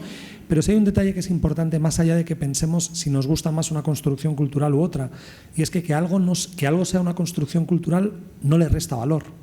La Divina Comedia de Dante es una construcción cultural. Auschwitz es una construcción cultural. La Declaración Universal de los Derechos Humanos es una construcción cultural. Entonces, lo relevante es que no caigamos o que no nos tropecemos en el hecho de que porque haya dos construcciones culturales son isovalentes, valen lo mismo. Efectivamente, el modo en el que los seres humanos nos relacionamos sexualmente y afectivamente son construcciones culturales, porque no existe una ley de la physis que nos determine cómo tenemos que hacerlo, pero podemos dialogar acerca de qué construcción cultural puede o no ser más valiosa. Entonces, bueno, que ese salto quizá no se da siempre, que podemos interrogarnos sobre el valor de determinadas construcciones culturales, que siendo ambas construcciones culturales, pues bueno, podemos disputar, creo, racionalmente acerca de cuál es mejor, cuál es políticamente más óptima. Muchas gracias. Creo que había una pregunta por aquí, Blanca. Ve haciendo la ruta. Bueno, primero de todo, muchas gracias. Yo quería relacionarlo con otra charla en la que se ha hablado de que últimamente la política va destinada a decir lo que sus votantes quieren oír, que sería un poco prometer utopías que al final después acaban pues no cumpliéndose. Entonces, por un lado quería preguntar, ¿qué es más útil a nivel político? ¿Presentar distopías que pueden llegar a parecerse más al futuro para generar este miedo que pueda después llevar a una acción? o ir prometiendo utopías para generar este sentimiento de voluntad de construir esa utopía. Y un poco también me gustaría relacionarlo con la crisis ecosocial, que también se ha mencionado, de qué sería más útil presentar la posibilidad de seguir como estamos o llegar incluso a un planeta mejor de lo que puede estar hoy en día, o presentar el escenario de crisis ecosocial a la que seguramente acabaremos llegando y que de este modo sea una emergencia y sea entendida como una emergencia para poder actuar en consecuencia. Gracias. ¿Quién se atreve? Bueno, si quieres yo hablo de lo que es políticamente más útil, que esto me pareció interesante, la primera parte de tu pregunta. Me ha parecido tan interesante que he estado pensando en lo que has dicho y no he escuchado la segunda, perdóname. Así que me centro en la primera, ¿vale? Porque estaba pensando, qué interesante esto. Qué interesante por lo siguiente, porque, primero, porque fíjate cómo has planteado la pregunta. ¿Qué es más útil políticamente? Lo que estás diciendo es que es más útil para la manipulación política. ¿No? Es lo que estás diciendo. En realidad, ¿no es así? ¿Sí? ¿No? Ah, bueno, dices, ¿qué es más útil para conseguir, o sea, presentar distopías o presentar utopías? Yo interpretaba que era para conseguir orientar el voto de otros, ¿no? Presentarles una distopía que haga que en conciencia actúen de una manera, o una utopía que haga que les resulte atractivo y la sigan. Bueno, lo cierto es que ya hay estudios psicológicos sobre esto, sobre el uso de Facebook, que han sido muy interesantes. Y Cambridge Analytica, esta empresa que utilizó datos para intervenir en la política, utilizó estos estudios psicológicos para la intervención en un determinado sentido que tiene que ver con tu pregunta, y que demostró que es mucho más útil la distopía. Es decir, la gente se moviliza mucho más políticamente por estar cabreado que por el atractivo. Nosotros tenemos bastantes dificultades para que un partido político en concreto genere en nosotros un atractivo tal que nos parezca el voto adecuado. No, o sea, es más común que votemos porque estamos cabreados con todos los demás, o incluso con todos, y votemos al mal menor, ¿no? Entonces, lo que hacía Cambridge Analytica, y lo que han hecho otros muchos utilizando Facebook u otras redes sociales, es, una vez que conocen nuestro patrón de comportamiento, nuestros intereses fundamentales, mostrar a aquel partido político o aquel grupo social del que quiere que nos alejemos, como defendiendo aquello que a nosotros nos parece horroroso.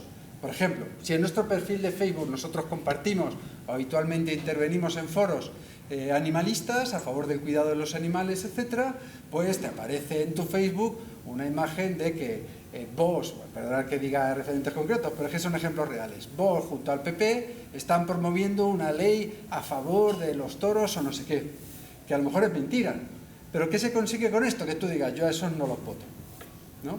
Es decir, precisamente por alejamiento o por odio, porque lo que genera esto es una mayor conflicto social, mayor tensión social, porque lo que aparece, y además de una forma manipulada, es ciertos partidos como partidos que son identificados por los otros votantes como malos, como malvados.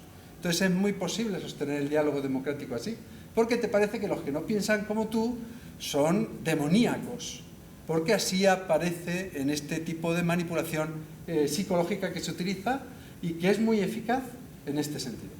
Ya me callo, perdona, que esto es muy interesante. Pero igual habéis escuchado vosotros la segunda parte, ¿alguno? Sí. La segunda parte era sobre la crisis ecosocial, por si alguien se atreve con la crisis ecosocial, o dejamos a Laura con las ganas de saberlo. Pues dejamos a Laura con las ganas de saberlo. Siguiente pregunta.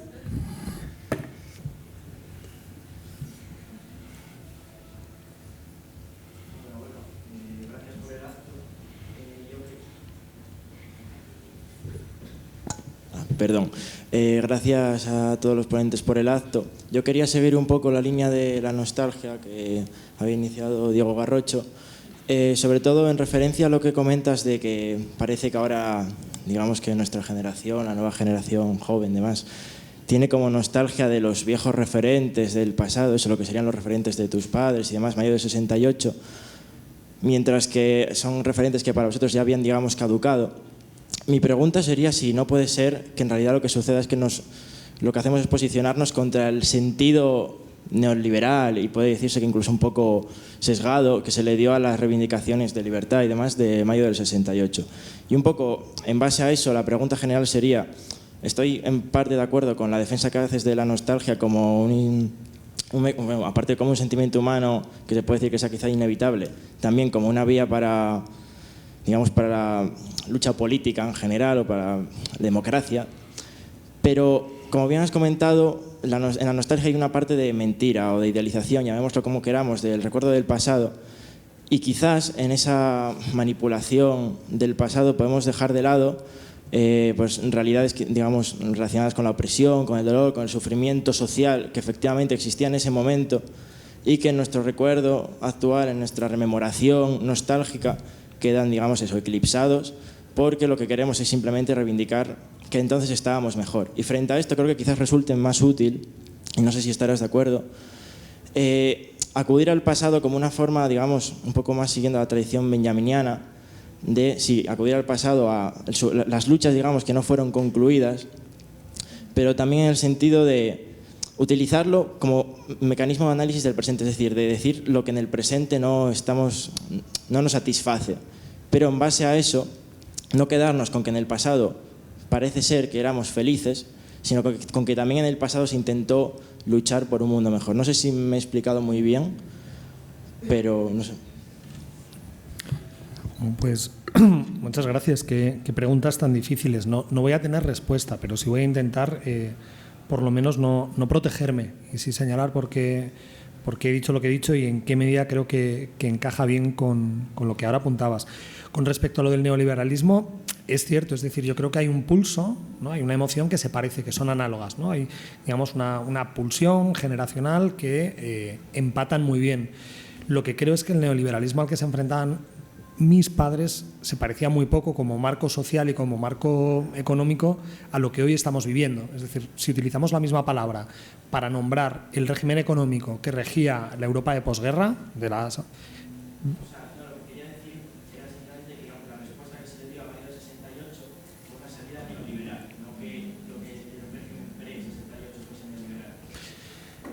Sí, lo que pasa es que el régimen liberal, es decir, si nosotros miramos cuál es la bibliografía clásica que funda el régimen neoliberal, los pactos de Bretton Woods son anteriores, quiero decir que ya estaban en vigor y ahora ha habido una transformación que es distinta. Entonces, yo creo además, no simplemente lo programático, que lo que detecta, yo creo que lo que signa, y aquí mi compañero Miguel Cereceda sabe muchísimo más que yo sobre esto, son los valores estéticos. O sea, más que el programa político, que podamos hacer un análisis comparado de qué tiene que ver el 68 con el 15M, por ejemplo, lo que sí es increíble es cómo hay una semejanza estética, ¿no?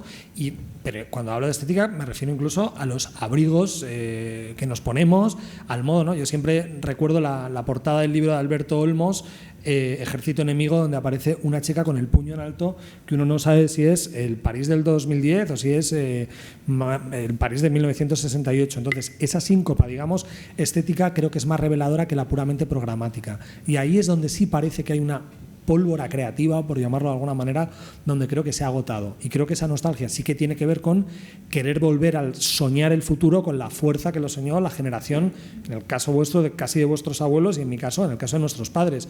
Por eso decía que es un gesto nostálgico de que no es que nadie quiera volver al 68.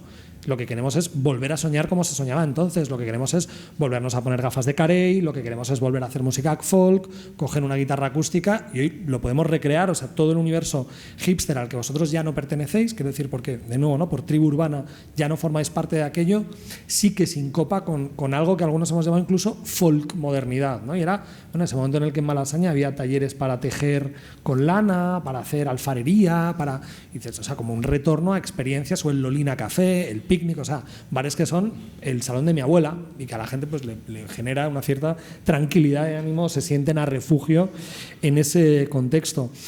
Y luego, simplemente por la cuestión que señalabas, que es cierto de hasta qué punto puede ser o no legítimo recrear el pasado, yo creo que ahí los límites deben ser claros, y yo creo que esa recreación del pasado puede resultar legítima sobre todo si no hace daño a nadie y si nos pone a salvo también en términos biográficos. Es decir, es que la vida de cualquiera de nosotros previsiblemente sea, con perdón, bastante mediocre. ¿No? O sea, en el mensaje no, y eres especial, que no. Quiero decir que lo normal es que seamos normales. Pero tenemos derecho a soñar que aquel verano fue mejor de lo que fue, que aquellos días fuimos efectivamente felices.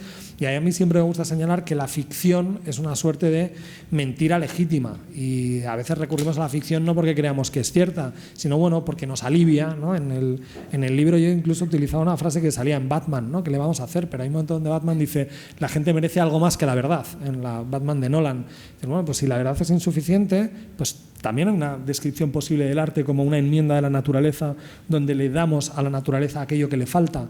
Entonces yo, mientras eso sirva a la felicidad de los seres humanos, me parece un poco bien. Pero a lo mejor soy muy naif, y muy cursi. Muchas gracias, Diego. La verdad es que es increíble las veces que he oído citar a Batman en el ambiente filosófico. Os lo juro. Y por ahí creo que me pueden dar la razón. Creo que voy a dar lugar solo a una pregunta más. Y bueno, si los ponentes no estamos en contra, creo que luego se podrá acercar la gente a hacer esas preguntas que no ha dado tiempo a hacer. ¿Os parece bien? ¿Alguien no? Vale.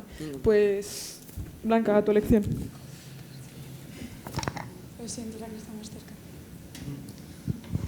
Hola. Hola, muchas gracias. He estado en varias del Congreso y me ha gustado bastante, ha sido todo muy interesante. La verdad es que me ha dejado con bastantes preguntas cómo se ha utilizado la utopía como también un fin que puede llevar inevitablemente a la represión, a la violencia, porque de manera paternalista estamos eligiendo la felicidad de los otros o cuál es el modelo de sociedad. Y quería preguntar si es algo inevitable en todas las ideologías, en todos los modelos políticos, o existe alguna manera de poder salir de esa trampa de violencia y represión que llevan estas ideas utópicas. Miguel o Marcelo, que son los que han tratado el concepto de utopía. Bueno, inequívocamente no todas las ideologías son totalitarias o no todas las ideologías tienen este carácter de imposición, pero sí que es cierto que en la tradición ilustrada nos encontramos con ese modelo totalitario, ¿no? Con ese modelo de imposición. Podemos, en el contrato social de Jean-Jacques Rousseau, encontrar una afirmación que es estremecedora, ¿no? Cuando él habla de obligar a los hombres a ser libres incluso en contra de su propia voluntad, ¿no? Entonces, claro, pues esto nos sugiere la idea de, bueno, ¿podemos obligar a alguien a ser libre? Pues parece que es un poco el problema, ¿no? Yo no creo, sinceramente, que todas las ideologías políticas tengan ese carácter violento. Antes hemos hablado, ¿verdad?, precisamente de cómo el ideal de convivencia democrática es una aceptación de un mal menor, ¿no? Es la aceptación de un tipo de política a la que Jacques Rancière va a quitar precisamente el nombre de política y lo va a llamar policía. Y lo llama policía, ¿por qué? Porque dice, bueno, porque es la que se ocupa un poco de la administración. De hecho, los programas políticos de los partidos políticos no nos proponen grandes proyectos utópicos porque no son plausibles ni son objeto de su planteamiento, ¿no? Y lo que nos proponen en realidad son programas de administración, es decir, pues que es el objeto de la política. A esto Rancière lo denomina policía. Policía en un sentido muy del 18, es decir, de la limpieza y la administración de los asuntos públicos, ¿no? Frente a ello, la política aparece en los contextos de disidencia, en los contextos donde, si quieres, por así decir, se rompe o se quiebra el encuentro, el espacio de consenso y se produce, pues, un momento de irrupción, como puede ser el 15M o como puede ser el mayo del 68, es decir, un momento de disrupción donde reaparecen un poco movimientos utópicos y distópicos, pero sí que tienen ese carácter profundamente político, ¿verdad?, porque ambicionan una transformación más radical, ¿no? Yo no sé si todos los movimientos políticos, en este sentido de Rancière, tienen ese carácter de imposición violenta, pero sería bueno, sería un tema para discutir, ¿no? Yo quería decir una cosa que no respondo a tu pregunta. Aprovecho el tiempo y abuso de él y de vuestra atención. Y además para meterme un poco, para generar un poco de polémica, porque cuando hablamos de mayo del 68 y lo comparamos con el tiempo moderno, como ha sucedido muchas veces hoy aquí, quizá debemos de tener en cuenta que lo que sucede para los jóvenes de mayo del 68 es que fundamentalmente sus padres, que han paseado por las ciudades europeas completamente destruidas por las bombas, han creado un estado del bienestar y les dicen a sus hijos: fijaros, después de todas las angustias y penurias que he pasado, el regalo tan grande que os puedo dar, una sociedad donde el desempleo es muy pequeño, donde hay un modelo, un programa por el que vosotros podéis llegar a conseguir pues un modelo de vida bueno, ¿no? Lo que pasa es que ese modelo de vida bueno venía cerrado y prácticamente también envuelto en un regalo. Tenía que ser un determinado plan de vida con unas líneas de sentido muy establecidas. ¿Qué hacen los jóvenes del 68? No aceptar esas líneas de sentido. Se rebelan contra la tradición y el poder dominante, incluso arriesgándose a intentar buscar un nuevo sentido de la vida, que algunos lo buscan en el maoísmo sin saber qué es, porque nunca lo supo nadie, o en movimientos, pues en las drogas, a ver qué droga consigue un estado de conciencia, es decir, no tienen ni idea de hacia dónde van. Pero no quieren aceptar que les impongan lo que tienen que ser. Quieren autenticidad. No quieren que el poder les diga las líneas de sentido que tienen que regir la vida. Y su rebelión es muy justa, porque necesitan autenticidad. Ahora bien, aquí es donde va la polémica. En la actualidad, muchas de las personas que se consideran rebeldes y que toman posiciones en contra de tradiciones, etcétera, etcétera, no están en contra de las líneas de sentido que quiere determinar el poder, sino a favor. Lo que están es a favor de las líneas de sentido que quiere imponer el poder. Entonces, está fenomenal que uno defienda aquello en lo que cree, esté o no esté en el poder. Pero no es ser disidente, sino alguien que está a favor de las estructuras de poder que se quieren imponer. Y el disidente es el que diga: no lo acepto. Yo quiero buscar mi propio sentido de la vida y no voy a aceptar vuestros discursos, vuestras ideologías. Ese es el disidente. Y no los que estamos a favor de la mentalidad que es ahora dominante, ¿no? Es una polémica también para los jóvenes, ¿no? Porque yo la llevo viviendo toda mi vida, ¿no? Yo tiendo a ser polémico y disidente casi en el ambiente en el que me encuentre, ¿no? Porque no me gusta la acomodación, pero lo que me resulta realmente doloroso es que una persona se acomode en un sentido de rebeldía cuando yo la percibo como alguien que apoya sencillamente el orden establecido y que para mí constituye incluso un riesgo. Perdón.